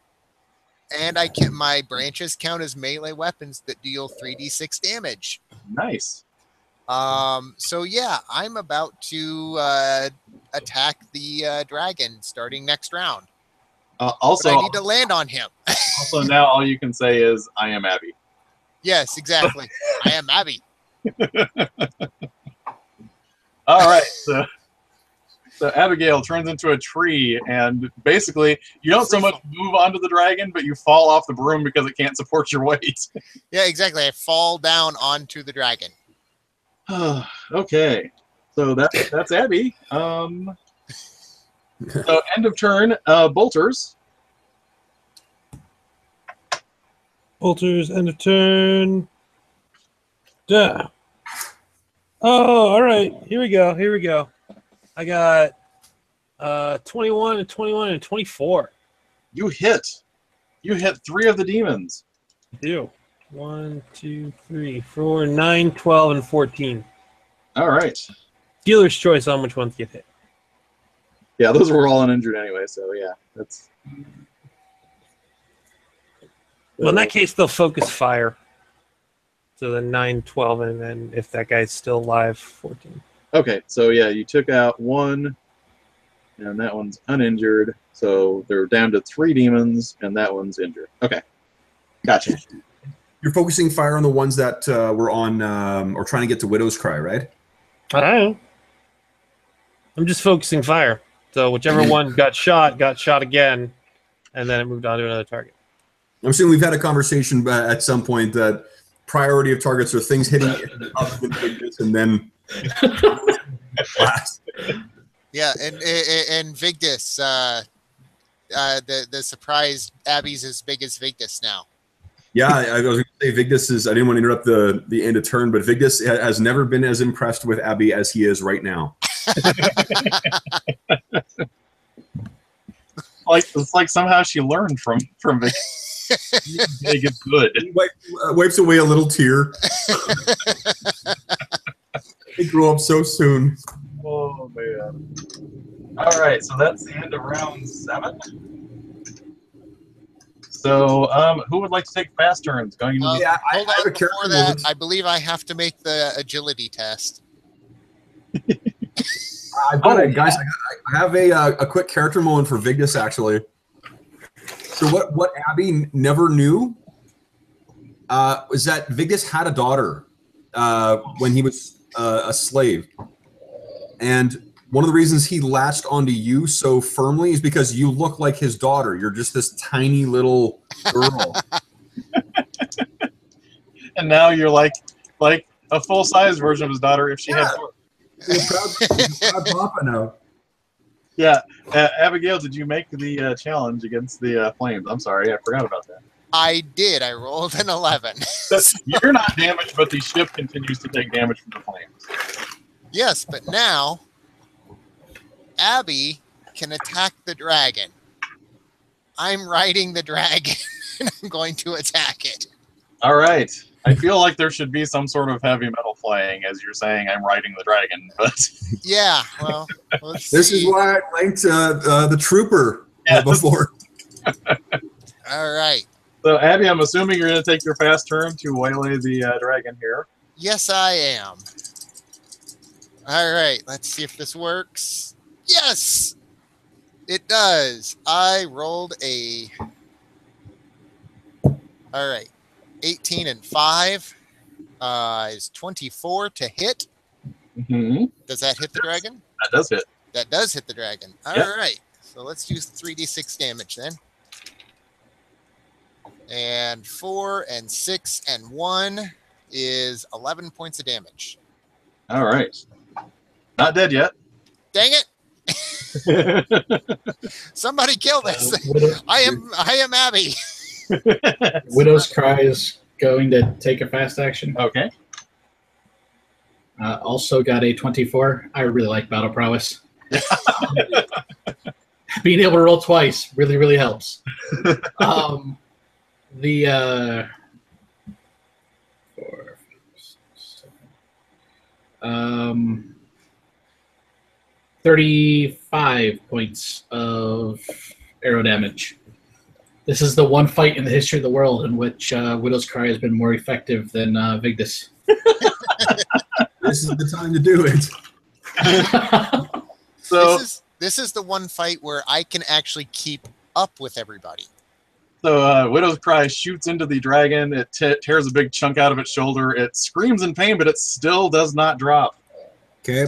Would anyone else like to take a fast turn? Vigdis would, please. All right. He kind of grits his teeth, steals his sinews. He takes a running leap.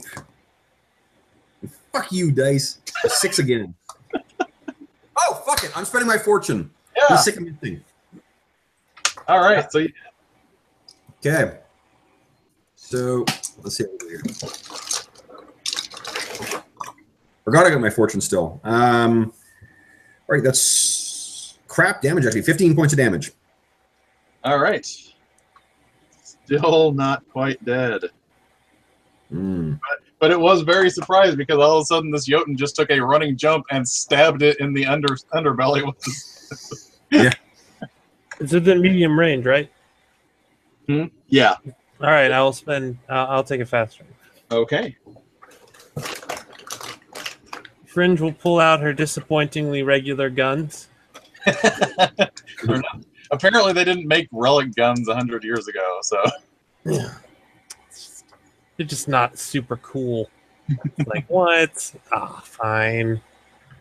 All right. +6, and then I get boons and crap. 3 boons. 20 +6. I'll fire both. So I suffer how many banes to the roll for firing both? You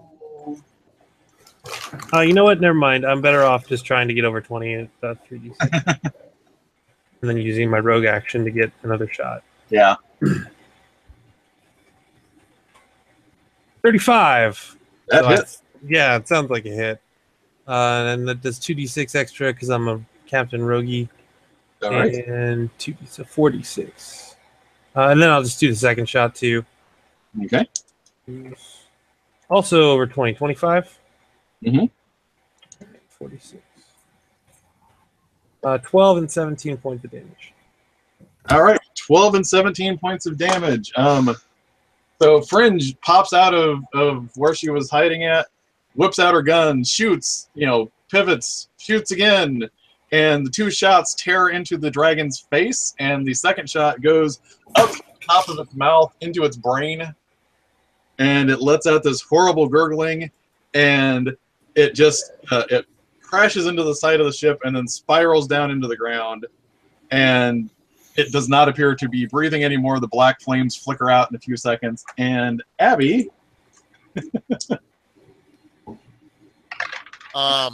Quick, turn into a wicker basket.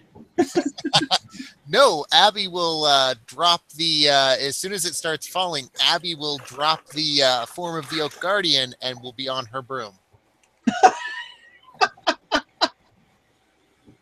Okay, so Abby does not take damage because she was ineffectually riding her broom until she wasn't.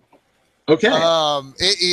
Everything you're wearing subsumes into your form. Yeah. So it was a plan. So no, I'm not even going to say. I'm not even going to conjecture about where brooms go for shapeshifting. Well, you know why they ride them. But that's another story. Oh wait, we did the disclaimer. That's fine. Yes. Hey, we have the disclaimer. So, however, the threat is not completely gone because there are still demons. However, the demons are much less of a threat than they previously appeared. So, that is all everyone's fast turns. The demons, we might as well do this for one more turn. The 2 of the demons are going to teleport over to and Widow's Cry flies away from them, so the 2 demons are just sitting there going, we'll catch them eventually. And then one of them attacks Vigdis. No. So that is... Does a 15 hit? No. Nope. What's that? Nope. Yeah, that's what I thought. So the demons ineffectually flail at Vigdis, and so you have demons left here, and the alien, on her turn, last round, she effectively kept her ship running. So this round, she, you see this odd little thing come out of the ship and point towards one of the demons and fires. There's a bright flash of light, and suddenly an explosion of scales and stuff happens. So there's one less demon now. And, no, we don't have anyone else left. So that's it. So that is the end of round 7. Bolters. Bolters. Oh, yeah, bolters. Bolters shoot. Bolter firings. All right. So let's see here. I have the commander right up here. All right. Alpha 16. 16 misses. Okay. I got a 20. That one hits. 11 points of damage. All right. So 1 demon is gone. So there's one single solitary demon left. Fringe complains that you are all becoming incompetent at killing things. Oh, yeah. Also, when the dragon smacks down, you do notice the arrow is prominently sticking out of its side, so it can be Oh, retrieved. yeah, my movement was to there. Yeah. When I use celerity. Okay, so here we go. Going into round 8. Who would like to take fast turns with the single solitary demon that's left? Widow's Cry will pluck the arrow. Okay. I'll try and brain the demon. Okay. And I guess I can, now the dragon's dead, I can call dibs on it. Dibs! The little one. Where were you? Is it 24 hit? Oh, yeah. Fucking It's by more dice. than 5 if that triggers anything. It's saving it for the troll. That's all it's doing. All right. Naps are required. 15 points of damage. All right. So with 15 points of damage, you turn the mound of scales and stuff into an exploding mound of scales with slime all over the place. So that is no longer a threat. Nice. That is what I'm paid for. Exactly. The thankfully the alien distracted the dragon because its breath weapon is actually kind of horrifying if you fail. Mhm. Not just from the damage, but because it breathes some of the demons from itself into you. Fun. Ew. Yeah. So it's Cootie's breath. Widow's Cry is going to go find a nice quiet spot and lay down. Had a long day and is done. You've been up for an hour. So the ship lands. She looks over it. She goes, "Give me 1 hour to make sure everything is functional and operational. I'm very upset that I couldn't gather this pet, but it is understandable." And she pokes. 1, 8, whatever. So she starts, checking over the ship, making sure everything's functioning. If any of you happen to look at what the ship looks like, it's made out of metal, but her species does not build ships that are pretty or streamlined. So there's kind of like angular spikes coming out of it in different places, and it's meant to look more like an intimidating metallic space chariot. Yes, that's what you might call it. And so there's, if you glance inside the ship up the bay, because she opened the cargo bay trying to pull the dragon in, you see like the structures on the inside of the ship, the way they build their things are almost similar to some of Fringe's stuff, where there's some bioorganic things involved in this, and some crystals and metal all mixed together. So this is kind of a slightly disturbing appearance of the ship, except for maybe for Fringe. Yeah, we're just like, oh, I could have fixed this. She'll turn to Vigdis and say, "Do not leave without me and protect my bag." And then she'll climb inside the bag for about an hour, and terrible noises will come from inside the bag. Okay. Vigdis will just shrug like it's another Tuesday. Yeah. Pretty much. At this point. So yeah, she is ready to leave in an hour. So if there's anything you guys would like to do for that hour. I've used 8 of my 11 spells. Yeah, a nap might not be a bad idea. Are we taking this creature's ship to get to the next island then? Is that the... Yeah, she's willing. She doesn't want to share her island any longer than she has to. She was let stay here for bringing her news and letting her talk to someone, but then she was going to drop you off where the troll was at. Well, if she had actually been effective in combat, we could have left right now. She almost had the dragon in her cargo bay. Then she would have had a new pet. Then she would have shown all those Space Knights. Is this just like Fringe from another dimension?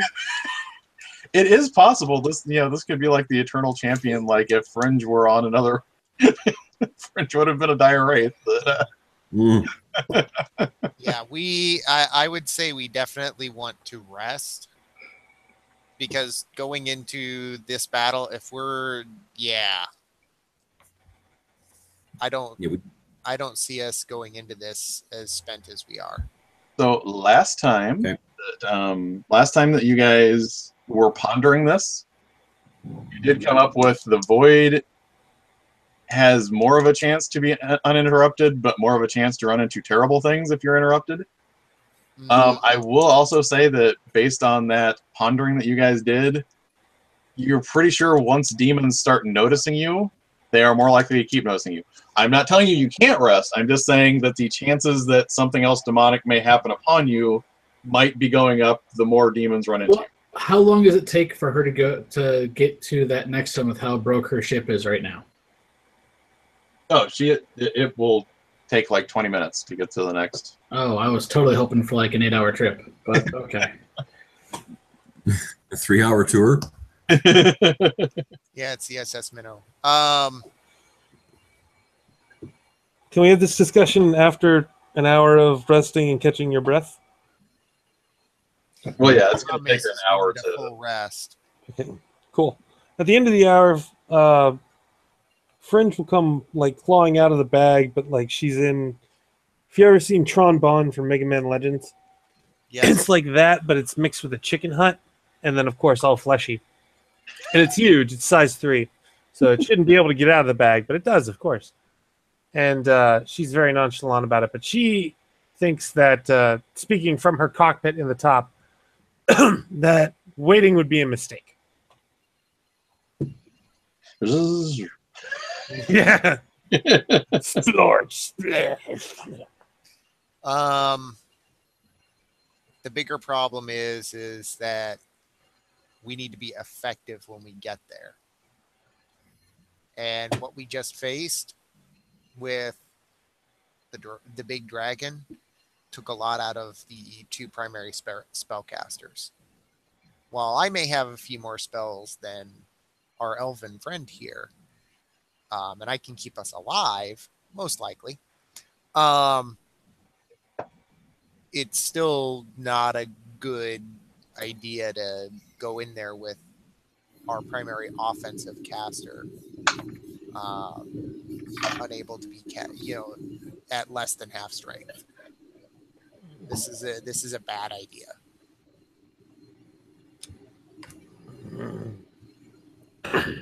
I mean, if we're going up against somebody who's extremely magically resistant, which we know from our visions with the stranger, this is going to be a very hard battle to begin with. So I think that it's very possible we're going to need every potential thing that we need. And if we have to run, if we have any demonic encounters at all, we run.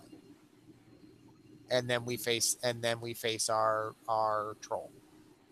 Well, I mean, I still got my bow. Everything will be fine. I just will take years to do damage. But that's fine. We got this. You sure? Yeah, why not? We have a big guy who likes to hit trolls. I'm pretty sure that his arms are not on any sort of expendable system. Okay. I can run away once and empower my weapon slightly once. Vigdis is... And heal myself once. So there you go. And I can heal everybody a bunch. But I'm going to be at... Psychic power and magic. I'm going to be at like a quarter of what I was doing before. Okay. So, Although if you hit him with the arrow. Yeah, there is that. But Vigdis, Yeah, though, I know retrieve you're the, injured a little bit. So I'm going to cast minor healing on Vigdis to do 1.5 times your healing rate. Holy smokes. That is more than enough. Thank you. Yep. That heals me too. So that's even better. Okay. Yeah, I still got like a bone from flesh and then a couple turrets left. Mm-hmm. And I can try to jury rig her ship if it's not in like perfect working order. Have you tried getting an ear? She can get you over there. That is not a problem for her. Yep. I mean, Let's do really, it. if she can get us over there, can't she just vaporize the guy? Would you like to bring that up to her? No. Well, I mean, it worked out pretty well with the dragon. Maybe she's going to try and stick it in her hull. No, because if she hits the tablet, though, bad things will happen. Yeah, if she pours the power into her, that won't be good for anybody. Exactly. She is a spellcaster. Yeah. Okay, let's hitch a ride and get this road on the show. Wait, I could redirect all of this energy towards the Space Knight. Well, then it's not directed towards us. Mm. Wait, oh, that's corruption. You guys killed the Marvel Universe. Yeah, that's bad. That's okay. Warlock will fix it all. Infinity Stones are fun. Anyway, Exactly. I thought you meant the guy from New Mutants. oh, And I'm like, sure, why not? self is out of self's depth, and this is Yeah. God friend self. all right. So, everybody on board the ship? Yeah. Yep. Yep. He can fit me and all of my retinue, right? Oh yeah. Okay. She put a dragon in her cargo hold. So. That's what I was figuring. Yeah. So she flies you across the void. It is a relatively short trip, but you have a feeling that you're traversing quite a bit of distance once she gets up to speed. You see the next island, and the way this next island looks, unlike this one that was kind of ringed by like hills on one side and like small mountains on the other side, and this this depression in the center. This one is another floating chunk of rock, but in this case, there's part of it that's just like a flat plane on one side, and then there's like spiky teeth all through the center of it, and then there's another flat on the other side, and it'd be kind of hard to see at this range. So yeah, that's basically how it looks. So you have like a clearing and some flats, and in between those two areas of the rock island, there are spiky teeth that are jagged and nasty. She has something that can find things with vital signs. Yes. Let's ask her if she can see vital signs. So would you like her to start scanning things now? Okay. Yes, please.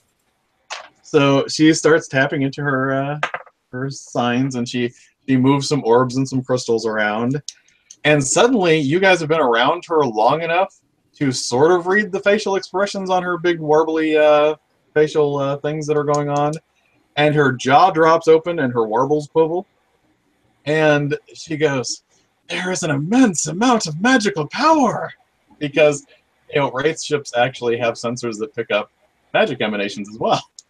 "There are life signs there, but that magical power, if I could tap into that, I could reunite all of my sisters. I could cast a spell to find all of them. I must have that power." So can I hit her and knock her out? You can. Let me clarify the situation. You have not landed yet. It's okay. No, that is not okay, Fringe. You are still hovering above this island in the void. I just watched her work this thing for 20 minutes. She's very, very, very smart. It's not impossible that you could find a means to land this. Yeah. She's confident she can. I can't do the Oak Guardian thing and turn into a handbasket. Don't worry, we'll be fine. So yeah, if you want to try and waylay her as she's realizing the amount of power in this tablet that she's and I'll blow an invention on it so I get 3 boons. No, Abby's gonna ask roughly where is it? 1d20 plus 7 plus 3 indicates like absent-mindedly. There's like this holographic display. You guys wouldn't call it a hologram. There's a magic picture that glows, that appears, and it's on not the clearing that you're closest to, but past the rocky teeth on the other side in those flats is where this is located. Far at the other end, like on this precipice looking off into the void. Noted. Just to be clear, I'm doing this from using my power armor. So I'm like reaching up to the cockpit with my tentacled arm and like smacking her in the back of the head. She is actually still injured from the dragon attack because nobody mentioned that they were healing her while she was repairing the ship. So yes, she's I was very specific about that. "I must study that power. I could redirect so much of that energy. I will consult the archives." She starts calling up like her digitized spellbook on her console. Does 19 hit? Yes, it does. Okay. So then the first one was a 38, so then I get to go again. So that'll be 5d6 each time. So 35 points of damage, just trying to knock her out. I think that means her brain's on the windshield. I'm going to roll to see if she is just knocked out or not. That would be a 1 on the d6. So as you gently tap her on her head, you skewer her. Double tap. So Fringe in the odd bioorganic armor walks up behind her as she starts to rant and call up her spellbook to look at this stuff, and she just taps her on her head, and the tap goes all the way through her, and she's split in half. So Fringe giggles and will snatch the spellbook out of the air, and, like stuff it in a pack or something. You go to try and grab the spellbook, and your hand just keeps going through. Damn it! And then she'll start trying to work the controls. Okay, so Fringe is starting to work the controls. You guys are hovering above the island in this space chariot that hurtles through the void. Yeah. So Fringe, I'm going to say that it is, if you're just trying to land the ship, we're going to say it's 3 Banes just to try and get it to land. And that's going to land wherever she already started plotting out a course. If you want to aim for a specific area, we might add 2 more Banes. And I just take the worst Bane, right? So like, Yes. okay. And there, you have no other skills for this, but you will get your intellect bonus for it. I get a +6 from the intellect. Can I use trickery on this? What exactly does it say? I can make an attack roll or challenge roll with 1 boon. Yeah. Well, hold on. I think I have a better thing that improves it to 2 boons. Some shit like that. That's just fine. Are you trying to pick the landing spot, or are you trying to... I'm thinking, which one do I do?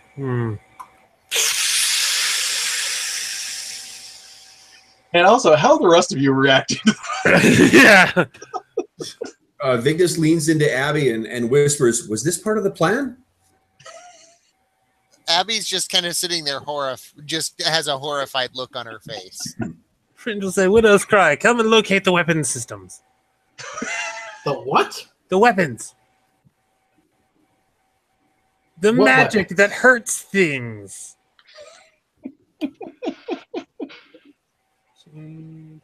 From the ship. Somewhere over here, and she'll gesture to like another control panel that she's not manipulating. You can attempt to do that with 5 Banes. Fringe is considering how difficult it will be to take this thing and open up the fight with it, as opposed to just landing. I am a scholar of magic and war. Does that make a difference? Not really in this case. Oh, I do have professions for this. I have a profession engineering and science. Okay, I will. You can take off another Bane. Nice. All right, so now I'm just down to one Bane. Oh man. You said 5. You said 5 Banes. Yeah, so it'd be a 3 Banes to pilot it around. And me? Did you say I was getting some from Vigdis? I'm not sure if Vigdis could really help pilots. No, I meant like his ballad thing. Oh, yeah. So you're confident. For attacks and challenges. Yes, yeah. Oh. So yeah, you Only 2 Banes. because you're sure of yourself. No, I'd be down to 3. Or yeah, just 2. All right, you know what? She's gonna give piloting a very, very gentle attempt to see whether or not. Hold like on. How bad? Abby's horrified. Abby's horrified, but Abby doesn't want to die. She hasn't so been incapacitated, so she can't be frightened. This is true. Doesn't mean she can't be horrified with the actions. She is going to use guidance to make sure that Fringe doesn't careen them into a cliff that gives her 2 more boons. Net 0. All right. Oddly, that's a even with the -5 from the Bane, that is a 16. To 11 to use the phasers. Oh crap! It's still not going to be easy to target something, but you do know where the buttons are to shoot things. Excellent work, Widow's Cry. Excellent work. So we have a flying battleship Mm-hmm. and a target. Uh-huh. Oh shit! Fringe will slowly And it's not been an hour yet, so Abby still has her broom. Yeah. Oh wait, no, it has been an hour because you had to fix Oh, that. yeah. It's been an hour. yeah. To make sure everything was up to speed on this. Now, I will also point out it's flight worthy, but it didn't lose any of its hull damage. Okay. She didn't magically fix its hull damage. It's just that it was flight worthy after the damages that are And acting. it's bigger than size 2, so I couldn't have done jury rigging on it. I might have patched it with my artificer stuff, but we'll assume that I saved a little bit in the bag. All right. Yeah. Well, I got an 11 to pilot it, so we'll take it around the planet and start to locate. Who was watching her work the life sign detector stuff? Abby. Abby. Abigail. Abigail. Abby, get to ops. To the cockpit. That's where I'm standing, over there. Suddenly, we've just gone to crazy Star Trek. I'm not sure how this happened. Oh man! Does All this right. make Vigdis Worf? Given how much you got beat up last session, yes, this would make it. Yeah. Oh man! Well, no, this would be Deep Space Nine because I'm the captain, right? And that was the only one with a female captain. No, that was Voyager. That was Voyager. I'm sorry. You don't want to be Voyager. You'd rather be Deep Space. Deep Anyway. Space Nine did have a shape changer though, so That was one with Data. That was Deep Space Nine. No, am I just fucking up all my Star Trek? yeah, that's okay. Yeah, sorry, I'm not a proper Trekkie. That's all right. So, yeah, you can pilot this thing. You fly around, and you can find that cliff face that it was indicating because she didn't turn off that display. She was staring at it. And if you swing around there, you see. It takes you a while to adjust to the perspective, but you see this gigantic stone tablet with a bunch of runes carved in it that are randomly flashing at different times. You see these kind of wisps of energy, like there will be like a little bit of darkness and some wisp of energy will leak in from that darkness and go straight to the tablet. And you're pretty sure once you adjust your way of thinking, you see a troll, but it is larger than any troll that you might be used to. It's clearly, obviously bigger than Vigdis. This is actually a troll that's closer in size to a giant. He is wearing armor with glowing runes on it, and he is carrying a huge, wicked-looking spear. He was doing these things. He was doing these things because Widow's Cry will be opening up with the phasers immediately. He's got like the kind of like rocky looking skin that, as described, these guys kind of have like thick stumpy limbs and like thick hide that has maybe a few rocky patches on it in a few places. So yeah, if you had seen, say, a movie that also had trolls in an underground setting, these might look a lot like those kind of trolls as they are described. So it is standing there next to the tablet. I was really hoping for a old withered, old shrunken troll. No. Looks like the armor and everything is keeping him hale and healthy even after thousands of years. Great. And, I've got Widow's Cry, I've got- you have Fortune, right? No. No? Okay. I Then haven't I will used say, mine. However, Abigail, good. however, there is one question before we start killing this thing. There was a spell we got on a scroll forever ago that we haven't used, and Abby has in her possession.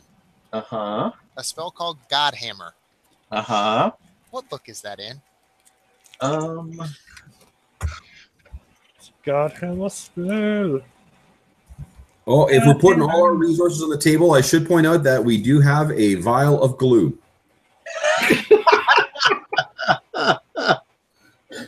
Hopefully it's super glue.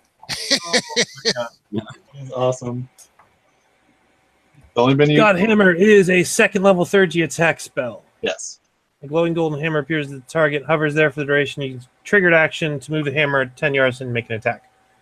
So you are at long range. You could attack at long range from this thing. It is up to you if you guys would like to try that. I am so confused as to what I'm doing with this ship, but okay. If you know where the weapons are, you will still be taking Banes to fire them, though. Well, I Yeah, want somebody that's with great. fortune to fire them and to use their fortune to fire it. But I will be the first person as I jump over to the weapons as soon as I see the troll, and I'll spend my fortune to do whatever button combination that Widow's Cry did. All right. And hit it with the phasers. Then I'll jump back to the controls. The ship that we're using, is it like a rocket ship, like a classic 50s rocket ship style? I think it's like Spelljammer Cronenberg. Yeah, it's kind of like a spaceship, but it's got spiky bits and that sort of aesthetic to it. Yeah. Forgive me for this, depending on what side you come down on this, but I would say if you have this as a frame of reference, think the Yuzon Vong ships from the New Jedi Order. Oh, why did I have to say that? I know I did. I went there. But wait. This coming from somebody who's basically playing the Vong? Really? Whoa. I am a psychic. Call any psychics among the Yuzon Vong. Oh, man. So the reason I ask is because I'm wondering if, to sew this up neatly, Widow's Cry could use imbue weapon on the ship and we just run it into him. No, that's my that only works on my spell weapon. I want to know how many dice I get to roll for hitting with the phasers, because I definitely hit him because I spent my fortune. Okay, so you spend the fortune. Sorry, I would, but I haven't really done the attuning to this ship as my weapon. Roll 8d6 plus 10. D6 plus 10? Yes. R1d6 plus 10. 11.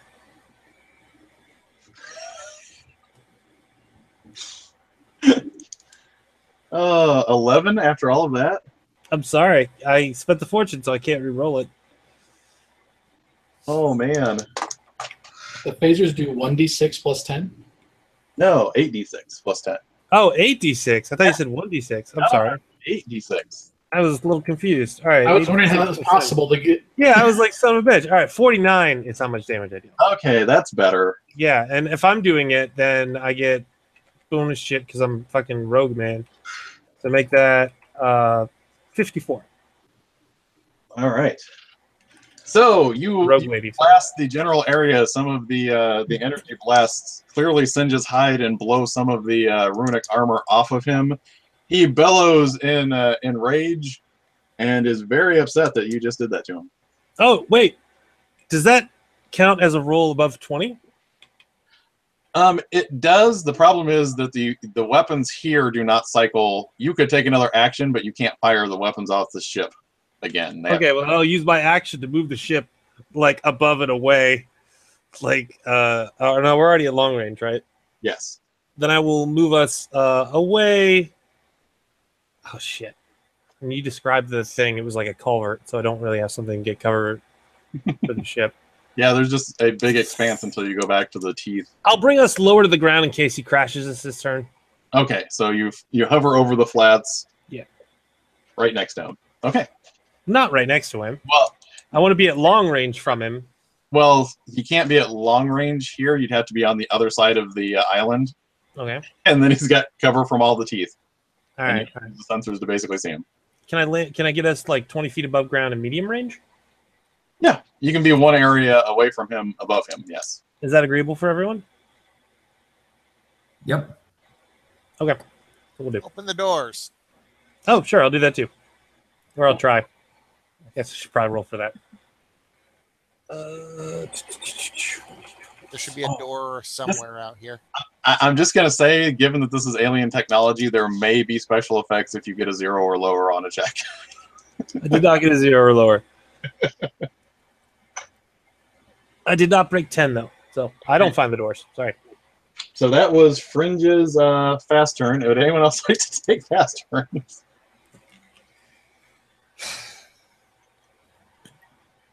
Sorry, the doors are not open then? So they're not open. Okay, well. Open them yourself, Ignis. You know the way. Get size and. Oh, I can order my Eidolon to help you open the doors. You could force them open, yes. Yeah. Abby's going to look for a control panel. Okay. And we would have seen her close the doors, so we should know what panel it is, right? Maybe, but you don't know if there's locks and What's Abby's perception? Is it decent or shitty? That's what she's going to try for. She's going to make an attempt. And how many Banes is it?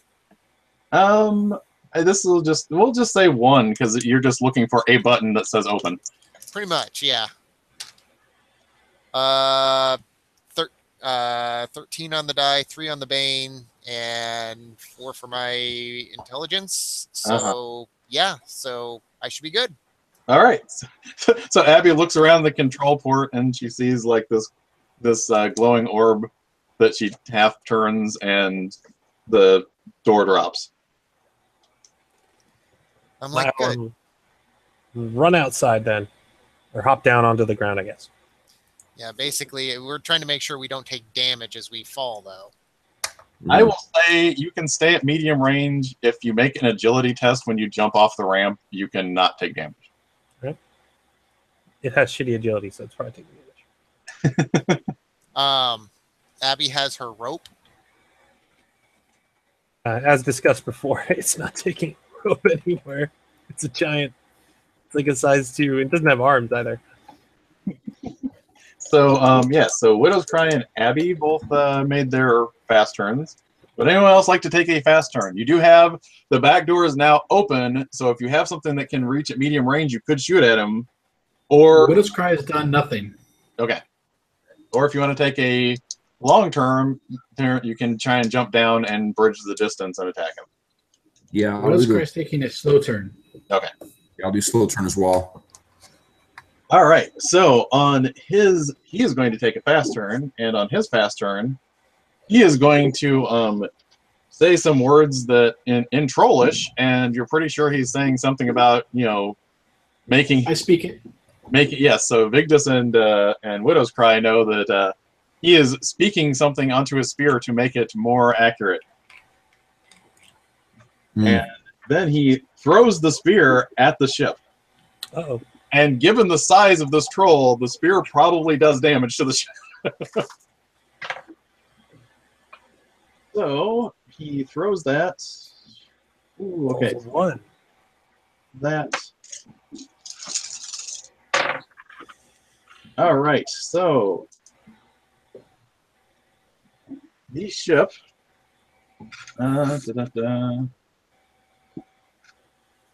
Madeline moved after it dropped out of the ship, just to be clear. So the ship takes a significant amount of damage. It is not falling out of the sky yet, but this giant spear just like lodged itself halfway through the cargo hold and partially through the command deck.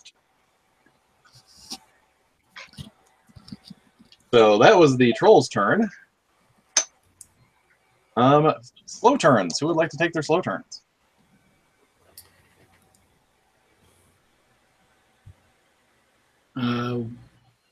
Widow's Cry will, I guess, I can move down to the ground, right? Oh yeah, when you move, you turn into bird. So yeah, you don't even have to make the agility test. Okay, so move down to the ground. Triggered action to imbue my spellbound weapon, and I guess shoot him with the arrow and hope for the best. Okay. This will be interesting.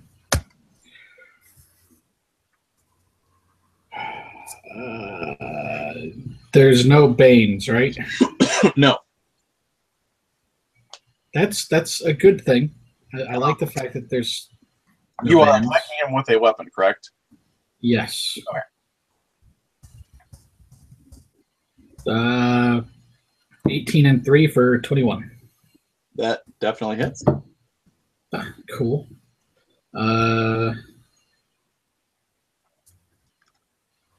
3 and then 2 for that. 26, and he needs to make a strength save, which I'm sure will not be hard. All right. So he took that damage and a strength test. Can I give him 3 banes on that, like we did with the last one? If you want to. I will spend my fortune to do so. All right. So there's that. And there's his Banes. All right, so that puts him at. He still makes it. Dang it. Well, unfortunately, this guy is plus 10 on his strength to start. Well, Yeah. ouch. But yeah, It's what I could do. yes. I was trying to help too.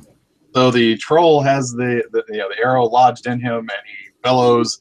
He recognizes this. He's like, "Morgan, I shall eat you," because he knows exactly what you are. Oh, I'm sure he does. I'm also fairly certain he's probably eaten some Morgans. That is possible. Vigdis, what are you going to do? I'm going to leap down and try and brain this guy. I'm going to take a triggered action to more than he ever meant it before to call out dibs. All right. Give me an agility test to make sure you don't injure yourself jumping out of the ship. It won't stop you from doing it. It's just you might take some damage. Okay. 19. All right, you're fine. Okay. That is one graceful Jotun. Yes. How does a 24 hit him? A 24 does hit him. Nice. Okay.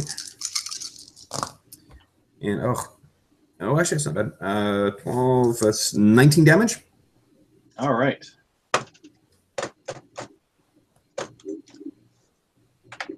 Okay. So you clock him heartily, and now I have. And then who has not attacked this round? Everyone's taken an action this round. Okay, then Widow's Cry, did you use that arrow yet? Yes. Yes. Oh crap. Okay. Then whoever wants to attack next round before me, they can take 2 boons on their next attack. All right.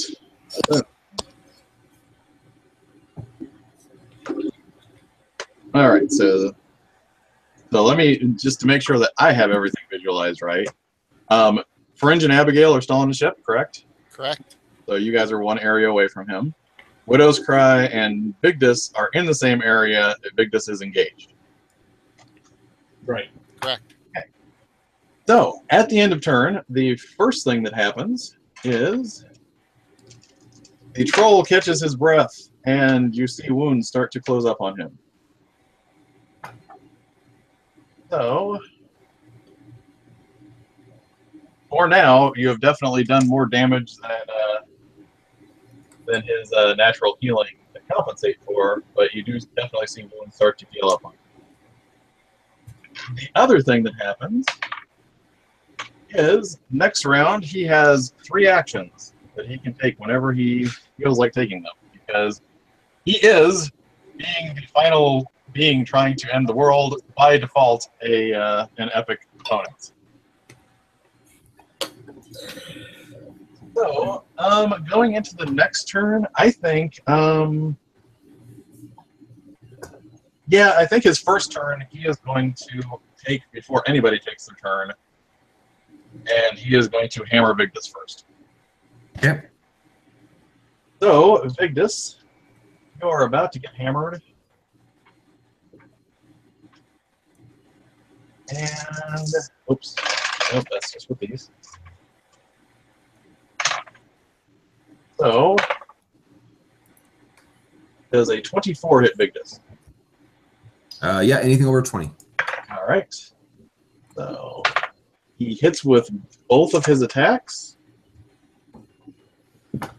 And bam, bam. Ooh, that's not good. So, he slams you twice.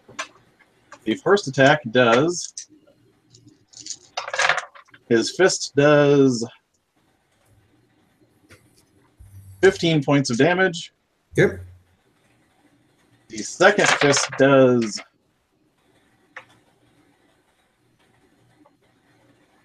24 points of damage. Okay. And because he hits you with both fists, he picks you up and bites you and then spits you out. Yep. And the bite does...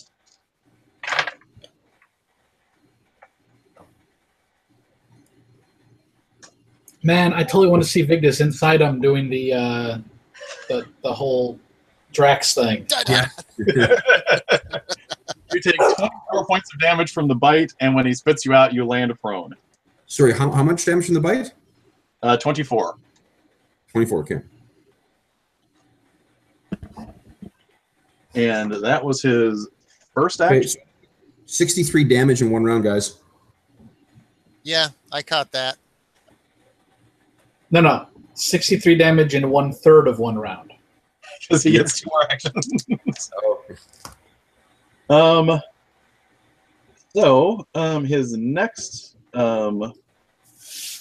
His next move, he's going to go ahead and trigger right away too, because he sees a Morrigan. Vigdis, you are prone, but you can attempt a free attack on him as he moves away from you. I'll do that. I got 1 bane from being prone, but I don't think so. 21 The 21 does hit him. does hit him. Nice. Okay, he takes another 11, 16, actually another 20 points of damage. All right.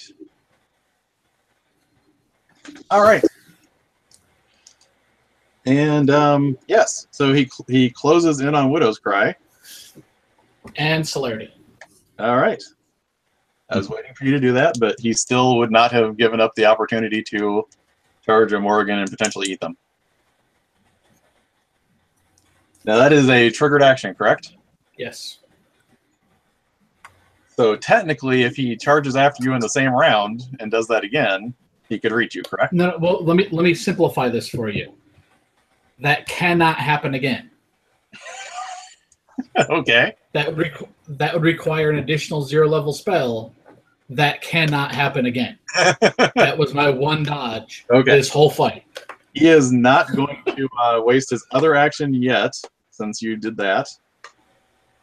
So, who would like to take fast turns? I think I would like to take a fast turn, but I want somebody to fire the phasers first. I do not have that as an option. I have to take a slow turn. Then I will take a slow turn, because you're the only other person on the ship, right? Yes. Yeah, but I won't be on the ship at the end of my slow turn. Son of a bitch. All right, well, then I'm just going to have to roll really well on my attack roll with the phasers, I guess. Okay. I already spent my fortune. Unless I deserve a fortune for being awesome. Not quite yet. All right. +6. And that comes out to a net. Come on, baby. Come on. Don't fuck me. Don't fuck me. 12. Not what I needed. I needed much more than that. Yes. 12 does not do it. Well, I thought 12 just activates the phasers. Oh no. All right. Wait. No, in this case, you know where they're at. You're just making attack rolls. It's All right. And I suffer sort of like 3 Bane, and then I get 1 from Vigdis, 2 from Trickery. Mhm. What's the other one I was thinking of? There's 2 more boons kicking around if you want to use those as well. Oh Yeah. yeah, that's right. Because from that, right. So then I'm at +2 boons. So I need another D6, and I'll expend one of my devices. Okay. Son of a bitch. Is he? 20. Yes, that is. Excellent. I needed a 20 to activate my second thing, which is what I was really hoping for. All right. So then that's 8d6 plus 10. So 10d6 because it was for me, and I'm tricky. Oh, no, roll 10d6. 48 points of damage. What's that? 48 points of damage from the phaser. All right. Awesome. And then I will expend another device and use my second trickery for the round to ram him with the ship. Okay. Oh, crap. The ship is large, so this will be an area effect. Oh, sorry, Vegas. Good luck. Yeah. So, He's yeah, moved away from me. Actually, he's moved away from me, so I'm not concerned. And I moved away from him. it's an area attack. So you guys are in the same area as him. So if the ship crashes, But he's not crashing down. He's crashing into him, isn't he? Yes, you said he was a pretty big guy. he is, but for the areas and for the size of the ship, there's going to be debris and stuff flying all over the place, and Yeah, Everybody will be affected by this. Yeah. All right. Fair enough. Do I have to make any rolls, but, or does everyone else make rolls? yeah, I'm going to say this is an all or nothing because he is flying it in, and this is abstracted, so you won't take any damage if you make the check. I am going to say you will be doing you will be doing 12d6 to him, and you can make a piloting check to see if you don't take damage. You know, whether you just kind of gracefully skid it into the ground and skip over him or skip through him, or if you hit the ground really hard and throw yourself out halfway out the ship. All right. Everyone else, if you would like to make an agility test to see if you take the 12d6 from the ship flying. I got a And bane what on does me Abby 'cause do? Yeah. I got a bane because I'm prone too. Abby, I'd say it's agility because you're a passenger. God. But wait, don't do hers until he sees what his piloting is, because it may not be, or she does her piloting. All right, and I can expend an invention, so my 3 banes become 2 banes. Is there any other things that I can pull on at this point? I already used Vigdis's 2d6. I get this 1d6 from just the balloting and shit. All right. 1 bane plus 6 bonus. Yep. Boom! Natural 20, 25. So yeah, you skid into the ground, you scuttle the ship, but you don't. It's not that bad. So Abby, you need to make an agility test, but you will not be taking 12d6 because it's not a harsh crash landing. Am I just going to focus once for everybody, just flat, or individually? Yeah, we'll do that in a second. I got a 12 on my agility test to avoid the I ship. rolled an 8 on the die. My agility is 12, so I rolled a 10. All right. So Abby just barely managed to brace herself. I'm like, the hell is wrong with you, Fringe? Yeah, I was gonna say it's probably a case where Abby, like all of a sudden feeling the ship lurch, Abby realized that she's going to ram him, isn't she? Yes. All right, and I didn't hear whether Vigdis made his agility. While we have a moment, Yeah. So we just crashed. A chaotic person just crashed a symbol of civilization into this troll, yeah? So how close are we to this thing actually kicking off? Oh yeah, it's pretty close. I mean, this was close proximity. There's like lots of runes concurrently glowing right now. Okay. The switchboard is lit up. Did Vigdis make the check? No, I didn't. I failed. Oh yeah, Fringe, roll the 12d6, and that will apply to Fringe and that will apply to Vigdis and the troll. And that's just Wouldn't I- straight 12d6, right? What's that? Wouldn't I take half on an area? Yeah, you'll take half. The trolls It take. doesn't really matter. I'm at 9 hit points, so Oh, I'm impaired. All right. Well, fortunately, we have somebody with resurrect, so Yep. you're in good shape. Well, I'm not actually dead yet either. So All right, and it's 12d6 straight, no boon or no extras or anything. Okay. I don't get my trickery because I made the check with 1 bane. So Yeah. 37 points. all right. Oh, All right, so the ship is now scuttled, so it would take some work to get it up in the air again. Yeah, that's fine. But the ship is scuttled. It's open there. Vigdis, you took half of that, but that just makes you incapacitated. but he's not dead. nope. No. He hasn't even So- made the first check yet. Can I see Vigdis? Oh yeah, I'm sure. I'm a Am I big within spot. short range at this point? Oh yeah. I will take a fast turn and cast total healing. All right. Hi, Vigdis, you're fine. Atta girl. Thank you. How's Troll Guy doing? He's still up. Fringe will like make a yeah, Mr. Yucky face at him through the cockpit. My goal was to heal Vigdis totally, by the way. Oh, So funny. this did work out, but it's just like, crap, Fringe is going to kill Vigdis. So Vigdis was in full support of this plan, so it's No, really that's his own cool. doing. all right. So you rammed him. So that's everybody's gone except Vigdis, I believe. This turn. Vigdis already. I did make an attack. Oh, okay. No, you did not. You did the opportunity attack. Yeah. Oh, okay. Yeah. Yes, that's right. I was going with a slow turn. You Okay, were so prone, I'm you were prone, so you had to stand up. Yep. So I'm gonna hop up and healed. So get another boon on this. Okay. Nope. Natural 1. All right. So you clink off of the glowing armor on his ankle. So he still has a turn left to go. So let's pick this there. Bring it down. Vigdis is still prone, right? Oh, I can use my No, I can use my triggered action to taunt him. Okay. So he has to attack me or take boons on his attack or banes on his attack rolls. Okay. All right I then. think Vigdis is standing. Yeah, he stood up. Okay. Yeah. So yeah, he will look at Vigdis then and take his last turn on Vigdis. He was going to go after the Morrigan because he wants tasty Morrigan meat, but after the taunting, he figures he might as well just pound you into the ground again. All right. So first attack.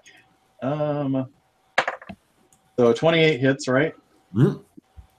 Second attack. A 21 hits. Yeah, anything over 20. Okay. So that's going to be first fist is 6 damage, so not great. Second fist is 10 damage, not great. Trigger selfless recovery. Vigdis just healed his healing rate. We're back up to 72.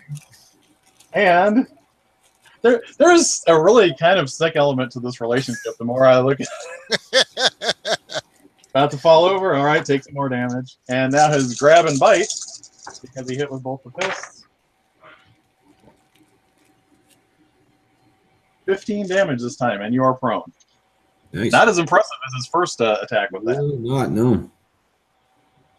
All right, so that was his last attack. Everybody's already gone. So end of turn. First, he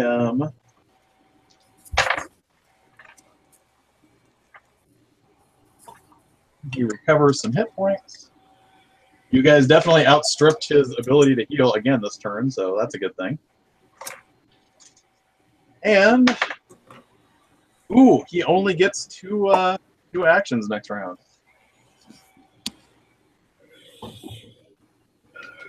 So we go into round 3, I believe. And in round 3, I think he is going to take his action first. I'm really sorry, Vigdis, but you're right here. No. Bring it on.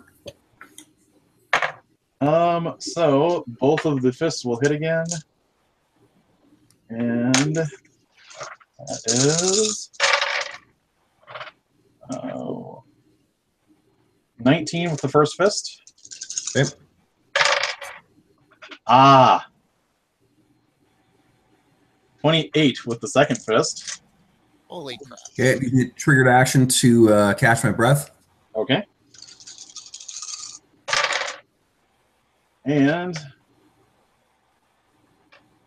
20 with the bite, and you fall prone.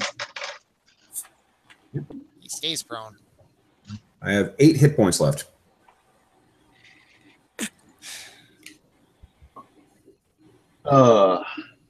So he does that. He's next to you.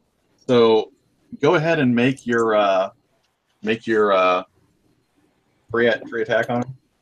I can't because it's triggered action. Ah, okay. So he is going to walk away from you and go over to the wreckage of the ship. Well, not the wreckage, but the ship, and yank his spear back out of the ship. Oh, sweet. Crap. So do I need to spend a movement to engage him, or can I just hustle out of the ship and get at him right away? I'll say you can be engaged if you would like. All right, I'll spend a fast turn. I was going to spend a slow turn, but I'll spend a fast turn. Okay. So in my creepy ass fleshy armor, I will lumber out of the ship and whale into this thing. Okay. I am size 3, or it is size 3 rather. How big is he? I'm just curious. You are even sized with him. Oh, sweet. Ah, awesome. Me and my flesh chicken armor monster thing attack, and I get 2 attacks plus 7. I just had this like really weird image of Ripley in the in the power loader from Alien. Yeah, it's kind of like that, but like way worse. It's more like the xenomorph in the power loader had a baby. And that's what Fringe is piloting, but it's got chicken legs. Yeah. All right, so attack 1. 20 is a hit. Yes. Excellent. That will also trigger my extra action, Okay. which will also be attacks. So Okay. attack 2, 27, attack 3, 6, attack 22. 4 hits. All right. Or no, wait, I don't get. No, that's right. No, I did that wrong. I'm sorry. That wouldn't have been 22. That would have been 15, and that would have been because I run out of trickery. I only get to do it twice around. 14. Okay, so only 2 hits. My bad. But they do get the bonus damage, and the damage is nice. So it's like 5d6. All right. Oh, wrong window, Mike. Sorry. In the chat window. 5d6. 16 and 14 damage. All right. Thrash into him with his tentacle arms. He is still standing as the mecha tentacles with organic goo on them slam into him. My Eidolon will move up and attack as well at this point. Okay. Flank him. It's smaller though, so it's more like now you got like a weird Titan Warhammer 40k battle thing going on. It only gets 1 attack, plus 6. No good, 13. All right. All right. So Jeremy? that was yes. Would you say he's thoroughly distracted from the spell thing at the moment? Yeah, probably. Would you say that like one last nudge would push this spell into completion? Probably, especially if you've been studying it. Excellent. Is enacting the elvish part to get vengeance for all dead elves an action? Like the twisting of it? Yes. Excellent. Then as his fast turn, I guess, Widow's Cry is going to enact the alteration on the spell, and as the final component, end his own life as a representative of the oldest civilization here to add the last bit of power to the spell.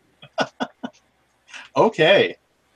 So it goes off while he's distracted and is less likely to hijack it back. All right. Don't mess up this roll because you have to do the song right, remember? Yes. You have to properly sing the song. And it's an int check, right? I believe so, yes. And we're still motivated by Fitness. fitness. Yep. They just make you want to kill yourself, yes.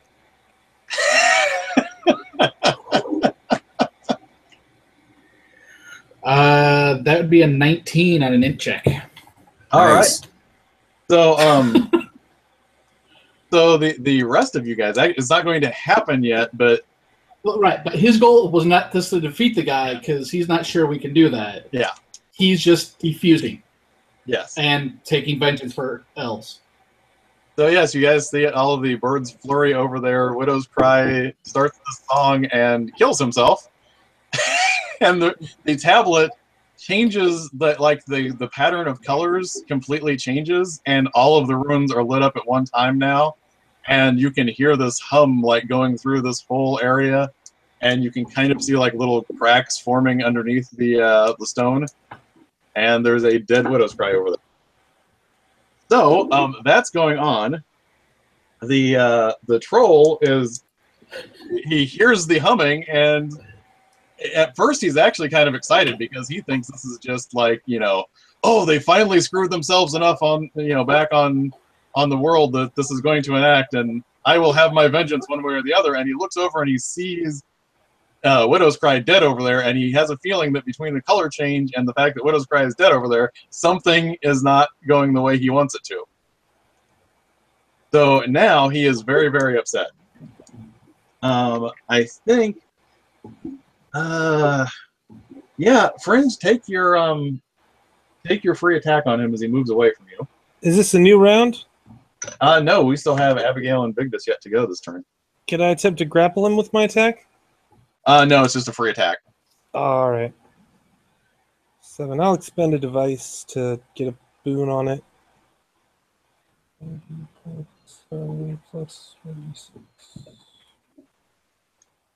15 is a miss, I assume. 15 does miss him. Yeah. Sorry, guys. So, what the troll is doing, and I will say, since you guys have spent so much time researching all of this, what the troll is doing now, because he already has the mindset of, I have to declare some kind of victory. He's charging over to the runestone tablet with his spear.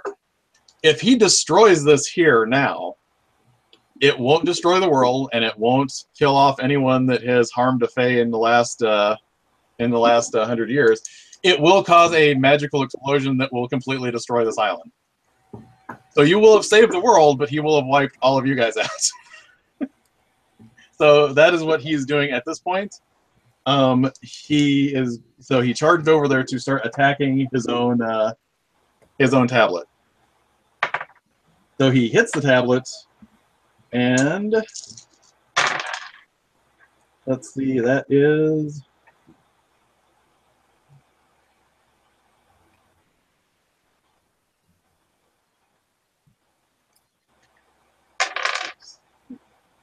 it is not enough to destroy the tablet yet.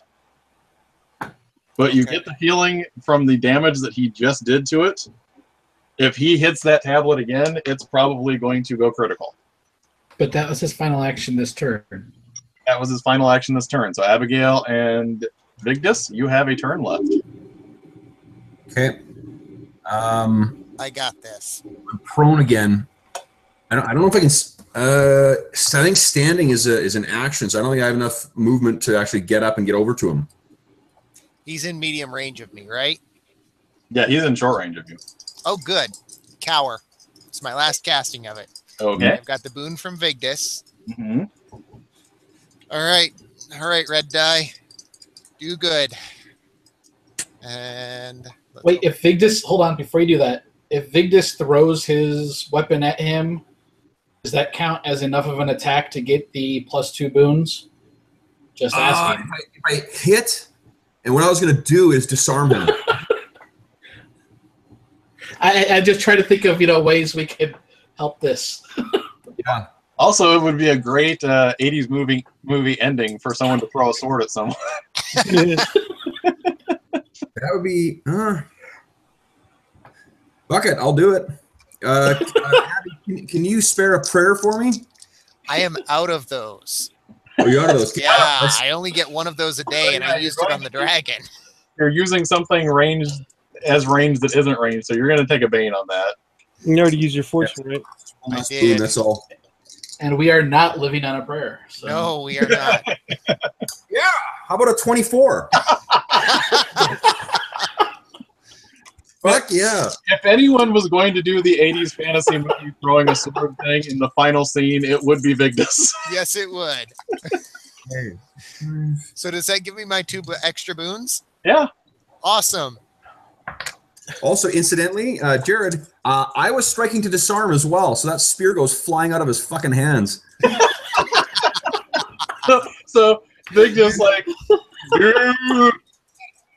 throws the sword. The sword hits him right in the hand, and I'm gonna say, just because it's more fun this way, you hit his hand, the spear goes out of his hand, and it goes tumbling into the void. Awesome. He also takes 24 damage. Even better.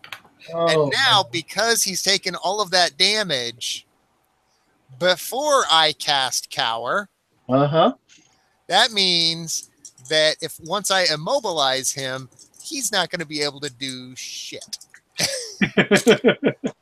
Oh, What did you get? natural 20. It's on the Awesome. the roll, and it's an intellect attack, and my intellect is 14, so I rolled a 30, the highest I could possibly roll. Oh, wait. I forgot. He is magic resistant, so you have a Bane. I have a Bane. Yeah, you're not going to miss him, but... I rolled a 1 on my Bane, so 29. Yeah. I rolled a skull. All right. So he is immobilized And prone. and prone. So he falls down. That actually kind of makes sense, because after the sword hits him in the hand and knocks the spear away, and he's already like in front of this thing, desperately trying to. I picture him just like falling to his knees in front of the stone. No! And then he's turning around. Grundmir cannot fail. Grundmir will end all things. Oh man. Okay, so Grundmir is prone and immobilized in front of the stone, on his knees, weeping. But he does get to regenerate. Oh. And So his regeneration doesn't look that impressive at the amount of damage that he's at the moment. So there's that, and then we get to see how many actions he gets to take, or how many actions he gets to weep while he's sitting through. yeah, he's on round 1 of 6. That will be 3 actions that he would get to take. So he only gets to, it's a number of rounds, or if he takes damage, correct? A number of rounds, or if he takes damage. Abby looks at Vigdis and says, "Don't attack him." Got to go collect my sword again. That's a good idea. Abby's going to take a slow turn, or no, Abby can take a fast.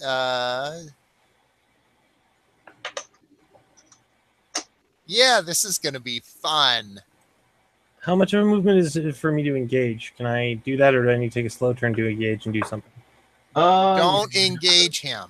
I'm not going to engage him. I just need to get up near him.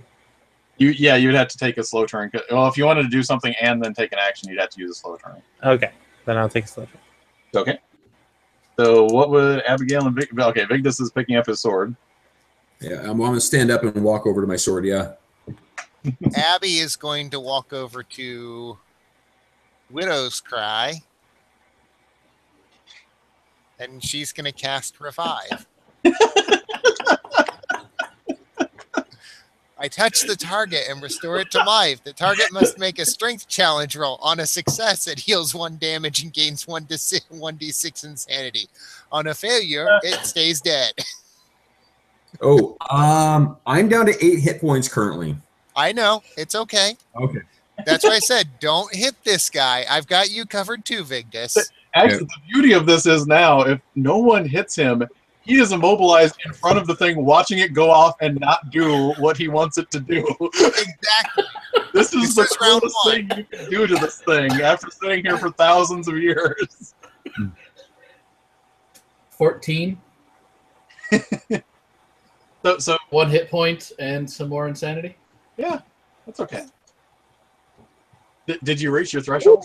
That was close. That was a D6, right?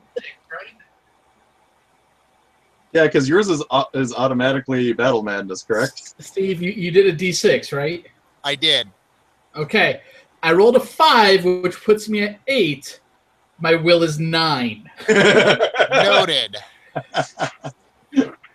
Well, no. If I go over the edge, I start attacking people. Yeah, his madness is automatically Battle Madness. He goes berserker. That's okay. I got you covered. So now the troll not only has all that to enjoy as he watches it fail, You came back. but I'm back.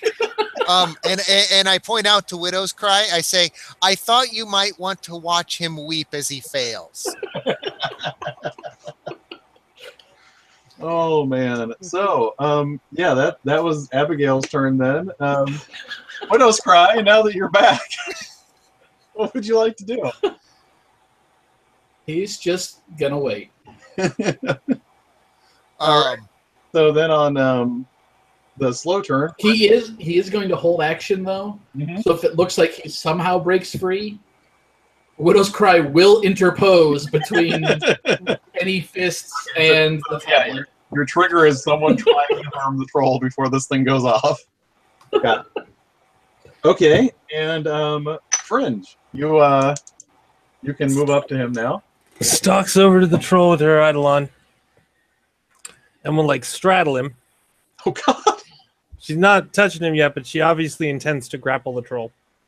Okay. And then out of the Eidolon, 5 of the little chickens will march out, and she will set the timers on their chests and look at you all with this like brilliant grin on her face.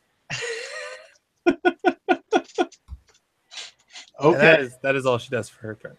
So how many rounds does this last for the incapacitation for him? 5 more rounds Okay. after this. Okay. So at the end of the turn, first thing that happens at the end of the turn is he regenerates. So he I starts. don't know what's happening. Mechanical question: is it an attack to force feed somebody chicken? Yes. Okay. No one likes to be force-fed chicken. So yes, he's starting to. He's not nowhere near where he was before, but his wounds are definitely starting to heal up a little bit faster now. But he's still can't do anything. Now we'll roll to see how many turns that he can't take next round. Hey, look, 4. He can't take 4 turns next round. He just weeps 4 times. At the end of this turn, the tablet, all of the cracks finally form in it, and the spell is already reset to do what it's supposed to do now.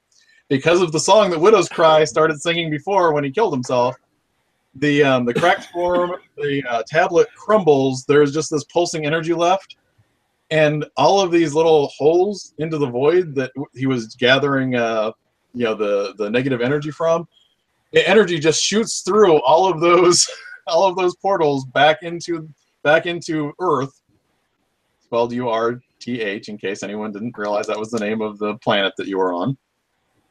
And it shoots through all of those things and basically just slaughters every person that has ever harmed a Fey creature in the last century. Oddly, not this troll, because this troll hasn't been near any Fey creatures. Yes, in the last century, he has not. And you kept teleporting away from him. So yes, I don't quite know what happened back on Earth, but you do know that all that energy just dissipated. The void was not ripped open the way it was supposed to be ripped open. It was just energy passed back through all the portals. And now the tablet just crumbles to dust. Have any of us harmed a Fae? I'm trying to think. The energy went through the portals, not at us, so don't worry about it. Yes, actually, no, that actually is a technicality here. It went through it was anyone on Earth that has harmed a Fae in the last, because wording is important to Fae creatures. Because, I don't know, one of us may have smeared an imp, which is by technicality a Fey creature. So for a brief second, you just may have felt his manhood retreat for a second, waiting for something. And Everything went through the portal. technically, Fringe is a Fey creature, and Abby has smacked Fringe a couple of times. So yeah, thankfully all of that was directed back to Earth. So yeah, the rest of you don't really know what happened there, but you know that the portal to the void wasn't ripped open, and it just crumbled to dust. And Widow's Cry probably looks very pleased with himself at the moment. I am now a Super Morgan. Also, score, you just won. by the way, as long as we've got a couple of rounds, over the next 2 rounds, I would like to cast Vitality Burst twice. Here's what I was going to ask, because it's probably important to clarify this. How long are the chickens set to blow off?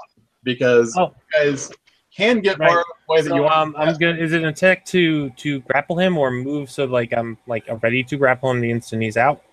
Yeah, it would be an action to set the condition that you will grapple him as soon as Sorry. What'd you say?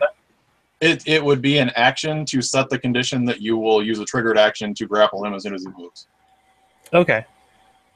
And I can't. And it'll be an action to force feed him chicken, huh? Yes. All right. Well, I can set the Eidolon to grapple him as soon as he moves. Okay. You And Vigdis, you want to be involved with this? You want to force feed him the chicken, and me and the Eidolon will grapple him, and then the chickens will blow up Are inside there him? a bunch of exploding chickens around him? Yeah, no, we're gonna put him. We're gonna force feed him the chickens.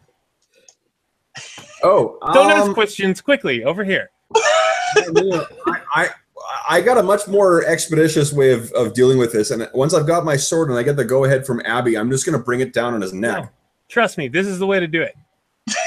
Yeah, that's what Vigdis is doing. So, All right, I will tie off the chickens to this troll then. Okay. So I guess it's one around, so we'll only do 4 chickens. Okay. So rounds 2 and 3, Vitality Burst. Everybody that's taken damage, so it would be Vigdis and Widow's Cry, we will heal twice their healing rate. Thank you, Empowered Healing. So is that 2 times twice the healing rate? Yes, you'll get that twice. That's round 3 of 6. And he does get to heal while you're doing Three. that. So we're gonna Yes, get- I know. we'll get twice our healing rate. 2 times. 2 times. Okay, so effectively all our health. Basically. Yeah. Yeah, because our health is 1/4 of our health. So Yeah, 4 times your healing rate would be all of them. yeah. Okay, Yeah. great. Thank you. Thank you. I'm just trying to make sure that we are at full health when this guy. That sounds. Well, we can leave now. Round 4 of 6, and at I'm this gonna have point, to repair the. point, Jared, we're really on the edge here, right? Uh-huh. We're on the edge. Let me just fucking push him into the void with those chickens attached. Oh yeah, that sounds great. hold on. We've got one other thing that we've got to do here. One other thing we got to do. Just because, If you're there helping time off, we can get more chickens on it. just because Abby is going to make sure he's at least happy about something, we're going to put him into ecstasy. Oh, God. And I rolled a 15. Does that beat his will? 15 I'll let you plus. take a bane on it. Oh yeah. I take a bane on it. Yeah. Wash it with Vigdis's boon. So I'm at net 0. So 15 on the die plus 4, 19. Does that beat his will? Yeah. So he's in ecstasy. He is so emotionally torn right now. All right, so his defense right now is just 5. So you can have the chickens attached to him. You've had 2 rounds to attach chickens. Well, Victus is helping out. We're just seeing how well you can shove him if you can get him far enough off the edge that he drifts into the void instead of, just hanging on the edge. All right, some 10, Okay. 6 on. 6. So I rolled a 21 for my shove. Okay. That's a pretty good shove. So Vigdis puts his shoulder down and charges forward and just slams into this thing, and the troll goes flying over the edge. And because he's still under the effects of Abby's spell, as soon as you hit him, he makes a sound that does not sound like pain from stabbing him. It sounds like this gurgled gasp that's like, oh God, I'm so confused. And he goes careening off the edge. He goes just far enough out that the natural gravity of the little islands that are left in the void is gone. He is literally in the void floating. And I'm however long. I mean, for cinematic purposes, it doesn't matter how long. Yeah. You just watch him drift away, and he drifts far enough away that none of you are harmed by the exploding chickens. They all latch on with their talons, and the timer reaches 0, and the troll and for cinematic purposes, at the last moment, he breaks free of the incapacitation and starts reaching for the chickens. And as he reaches for the mutated chicken bombs, you see one explode after another. There's just this chain reaction of the boom, boom, boom, boom, boom, boom, and all of the chicken bombs go off, and he's still functioning as the first one's hit because he's a troll and he's still trying to keep his body together. And then finally, the last ones blow off and rip his torso apart, and he just drifts apart as pieces out into the void. Yay! Thanks for All praise to Clock. We only killed some people. Oh man. Terrific. Now, here's the question. I will even be more than willing to just hand wave this and do this narratively, but if you would like to try and just fly the ship back to the portal into the underworld and narrate that you went back home, you can do that. Or if you had something else that you would rather do instead of going back to Earth, let me know. But as far as just figuring out... Oh, no. Going back to Earth. Yeah, figuring out how to ship back, you can do that and get back through the portal. Can I make a suggestion? To fit with that portal through which the power went through is still sitting open and shimmering and whatnot, and we could just maybe go through that.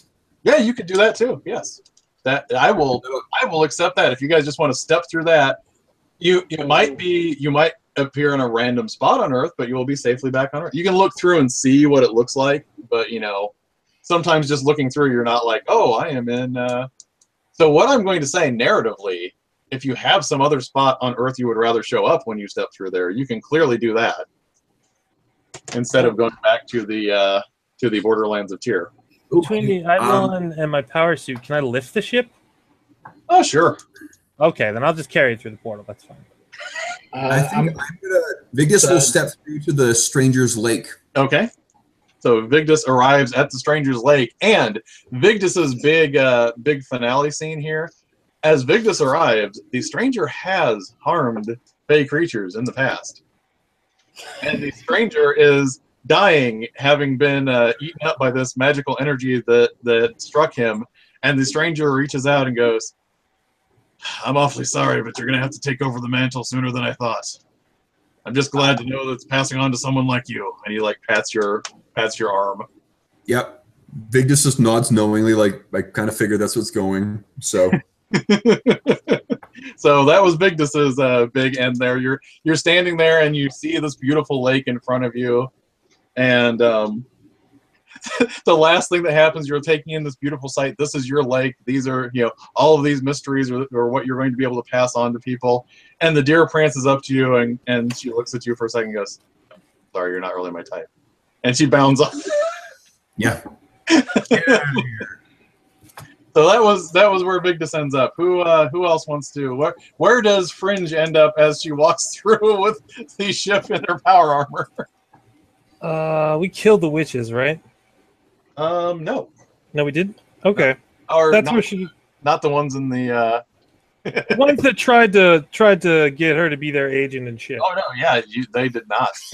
Okay, then that's where she goes. So you go back to the Forest of Screams. She makes it very clear to them that the spaceship is hers.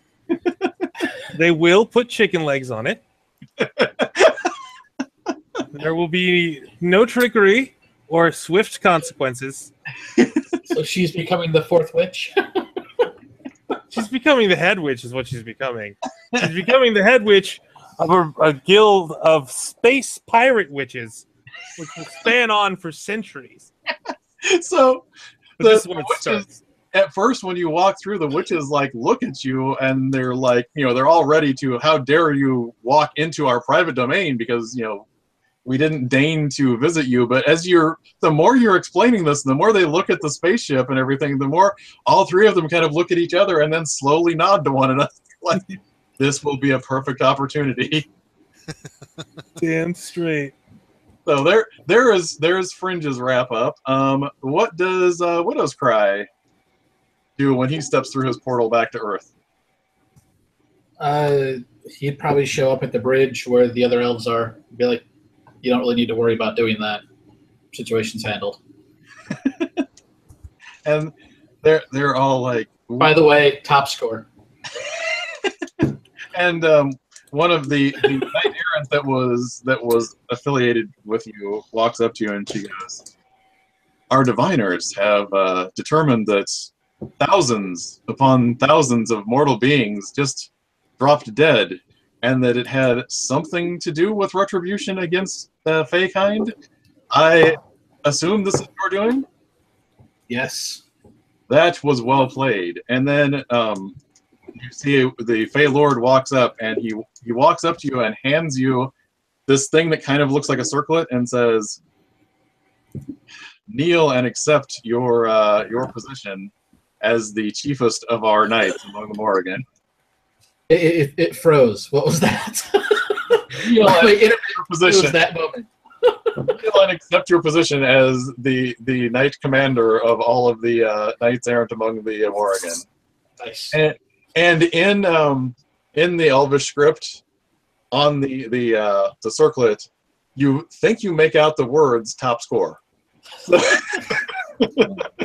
So they put the circlet on you, and you are now in charge of all of the Morrigan across all of the Fey in this region. I'm So- now the Morrigan. Yes, you are the Morrigan. Abigail, what happens when you pass through the portal? Oh, well, she doesn't realize where Vigdis went initially. So she ends up back If in. you want, he would have told her, or I suspect he would have known. Yeah, she would have known, but she takes the long way. Okay. So she starts back the last place that we saw the prince in Gideon, Okay. and kind of starts where her coven was last seen, Okay. and kind of sees how civilization is going. And thanks to how this played out, now that you check in there, the initial, for a while, Horus was getting really desperate about the situation, and he was going to cut a deal with the church and try and get the least extreme of the extremists. That if they finally just declared that the Church of the New God was the only legal religion, as long as they didn't persecute any of the old faith, they could bring all of them under one banner and at least, stop all of the warfare that was spreading across here. But Gideon actually talked him out of that plan of action and says, have faith, wait for a little bit. We may not need to take that kind of extreme action. And as it turns out, many people in some of say the Inquisition and other organizations just dropped dead. And there was a rapid ceasefire across the land as many sinners and crueler human beings just dropped dead. So there is currently some talks between Horus and the nobles, and things definitely seem to be calming down in this region. Thank you, Widow's Cry. You are welcome. So things aren't quite to normal, but Horus is negotiating with the survivors to try and get Tyr back on course, and he didn't have to take any radical actions, and the overt warfare is over. So as part of that, then I would actually, as part of my initial plan with Vigdis, I speak with the coven, and I say I would like to start a new coven at the Lake of the Stranger, and begin my process of doing that, bringing however many pilgrims would like to go. And you don't get everyone, but you definitely get some people that are very intrigued with, learning from the stranger and, being in this area and being gatekeepers of secrets. So you have a smaller but definitely enthusiastic base of people that will follow with you. And since it takes you some time to get this going and move, you pick up more and more people so that you have a sizable number. I mean, not gigantic, but, more than you started out with when you get there. And you have every indication that this is going to probably grow, and as long as they have your influence, it's probably going to be a relatively positive force here.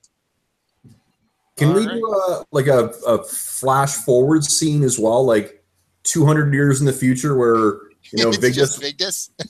Well, Vigdis, I think Vigdis walks out into this town, this thriving town, right? And makes his way through, and because there's people from all races and whatnot, he doesn't really stand out. They don't know who he is. But in the center of town, as he walks by, there's a massive plinth, and on the top of that, there is a statue that is the spitting image of Abby at this moment. So we'll cut forward, and yes, ages pass, decades pass, and this happens, and people will remember Abby for this region, and this area has had it has its ups and downs. Every once in a while, the Beastmen still boil up, but for the most part, it's much more peaceful than it was previously. He comes from around the corner as an arachnid-like device with a large glass globe on the front, makes its way towards the statue.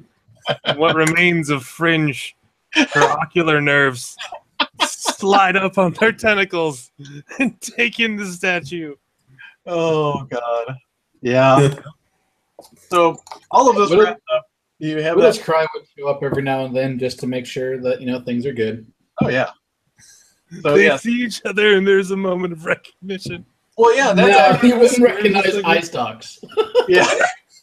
I will say though that's probably a good scene to end on, because you have the three people that wouldn't have died here all kind of meeting here past when Abby has been gone for a few decades, and kind of standing in this tribute to her, and all of them kind of stand there. And you cut to Widow's Cry, and he kind of looks over to Vigdis, and they recognize each other, and they both look over at Fringe, and they both look back at each other like, what's it? Oh, Fringe. Yeah. Oh God, it's been so long before. Oh yeah. So then now the credits roll, but of course in the mid credits, what you see is you see this landscape. It's all fire and molten lava. You see like tents made out of the flayed flesh of human beings. You see like obsidian buildings with shards sticking out of them all over the place. You see this hellish landscape, and then you see this incredibly attractive male with these long nails and horns and sharp teeth and his goatee sitting here. And a fucked up nose? No, this is a different this one is much more imposing, and as we pan around to see the other devils, he is much larger than the rest of them, and he's sitting on this golden throne. And hovering before him is this figure, and the figure is Cain. And Cain is hovering in this magical field in front of him, and he looks forward at him and he says, "If you accept this offer, you will be my prophet in this new world." And that's where it cuts away from them, and the credits keep rolling. Awesome. Nice. So, I hope everyone enjoyed that. I'm really glad to actually have an end to a campaign. Yeah, I hate it when long time. was allowed. And I've had a lot of fun running this. Thank you all. Thank you for running up with any of the mistakes that I made, either in pacing or story structure or with rules shenanigans here and there. No, You did a great job. if it wouldn't fuck up the recording so bad, I'd say we would do a round of applause, but it would just sound like it. Just as a quick closing thing, I was going to point out, because I believe, Kevin, you and Jason brought this up in the podcast. I was using a Shadow of the Demon Lord, but I modified it, and it was for exactly the point that you brought up in the podcast. I started using the Decline of Civilization one, which is basically just things, civilization falls, eventually the void just, breaks through all of its barriers and eats everything away. But it did occur to me, the only real way to stop that one as written is to make society better. And that was going to be a really ambitious thing to try and do. So I tweaked it a little to where, as society got worse, a thing was happening that you could stop. So that was kind of the thing that I took, and then shifted a little to make it attainable. I think that was a better decision for a fantasy, even a dark fantasy campaign too. Because I mean, like, what's the game about then? Like, by making people good. Yeah, we're gonna go murder these people, but then make sure we do twice as much good to make sure things overall are better. I don't seem to have anything in my character sheet that will tell me how to make people good. Abby might have been able to do it, but Yeah, true. I don't know. She had a vengeance streak in her. Hey, Widow's Cry did make society better. Yeah, yeah, and there were hiccups. There were definitely hiccups, and you don't know what the rest of the Empire looks like, because I'm pretty sure a lot of people in the rest of the Empire had a lot of things happen to them. Yeah. But I think I'm pretty happy that we actually got a chance to complete the whole thing. I'm sad that Hobbs couldn't be here for it. So, Hobbs, if you he's been posting on Google Plus. I've been updating him. But yeah, I think I'm going to sign off now. When I get the chance, if I get a chance, I'd like to get a chance to talk to people one-on-one a little bit, just to get a recap for how they felt about the game and how they felt about the campaign, and how their thought process might have changed. I got some questions signed up, but I'll do that on an individual basis as everybody gets time. Thank you guys all for playing. Thanks anyone for watching this. I'm going to go ahead and sign off now, and that has been the end of the Shadow of the Demon Lord campaign. It has brought Thanks for running, Jared. complete end. Thank you all for playing. Thanks so much for Thanks for running, man. That was fun. All for See you guys. with us. Bye bye.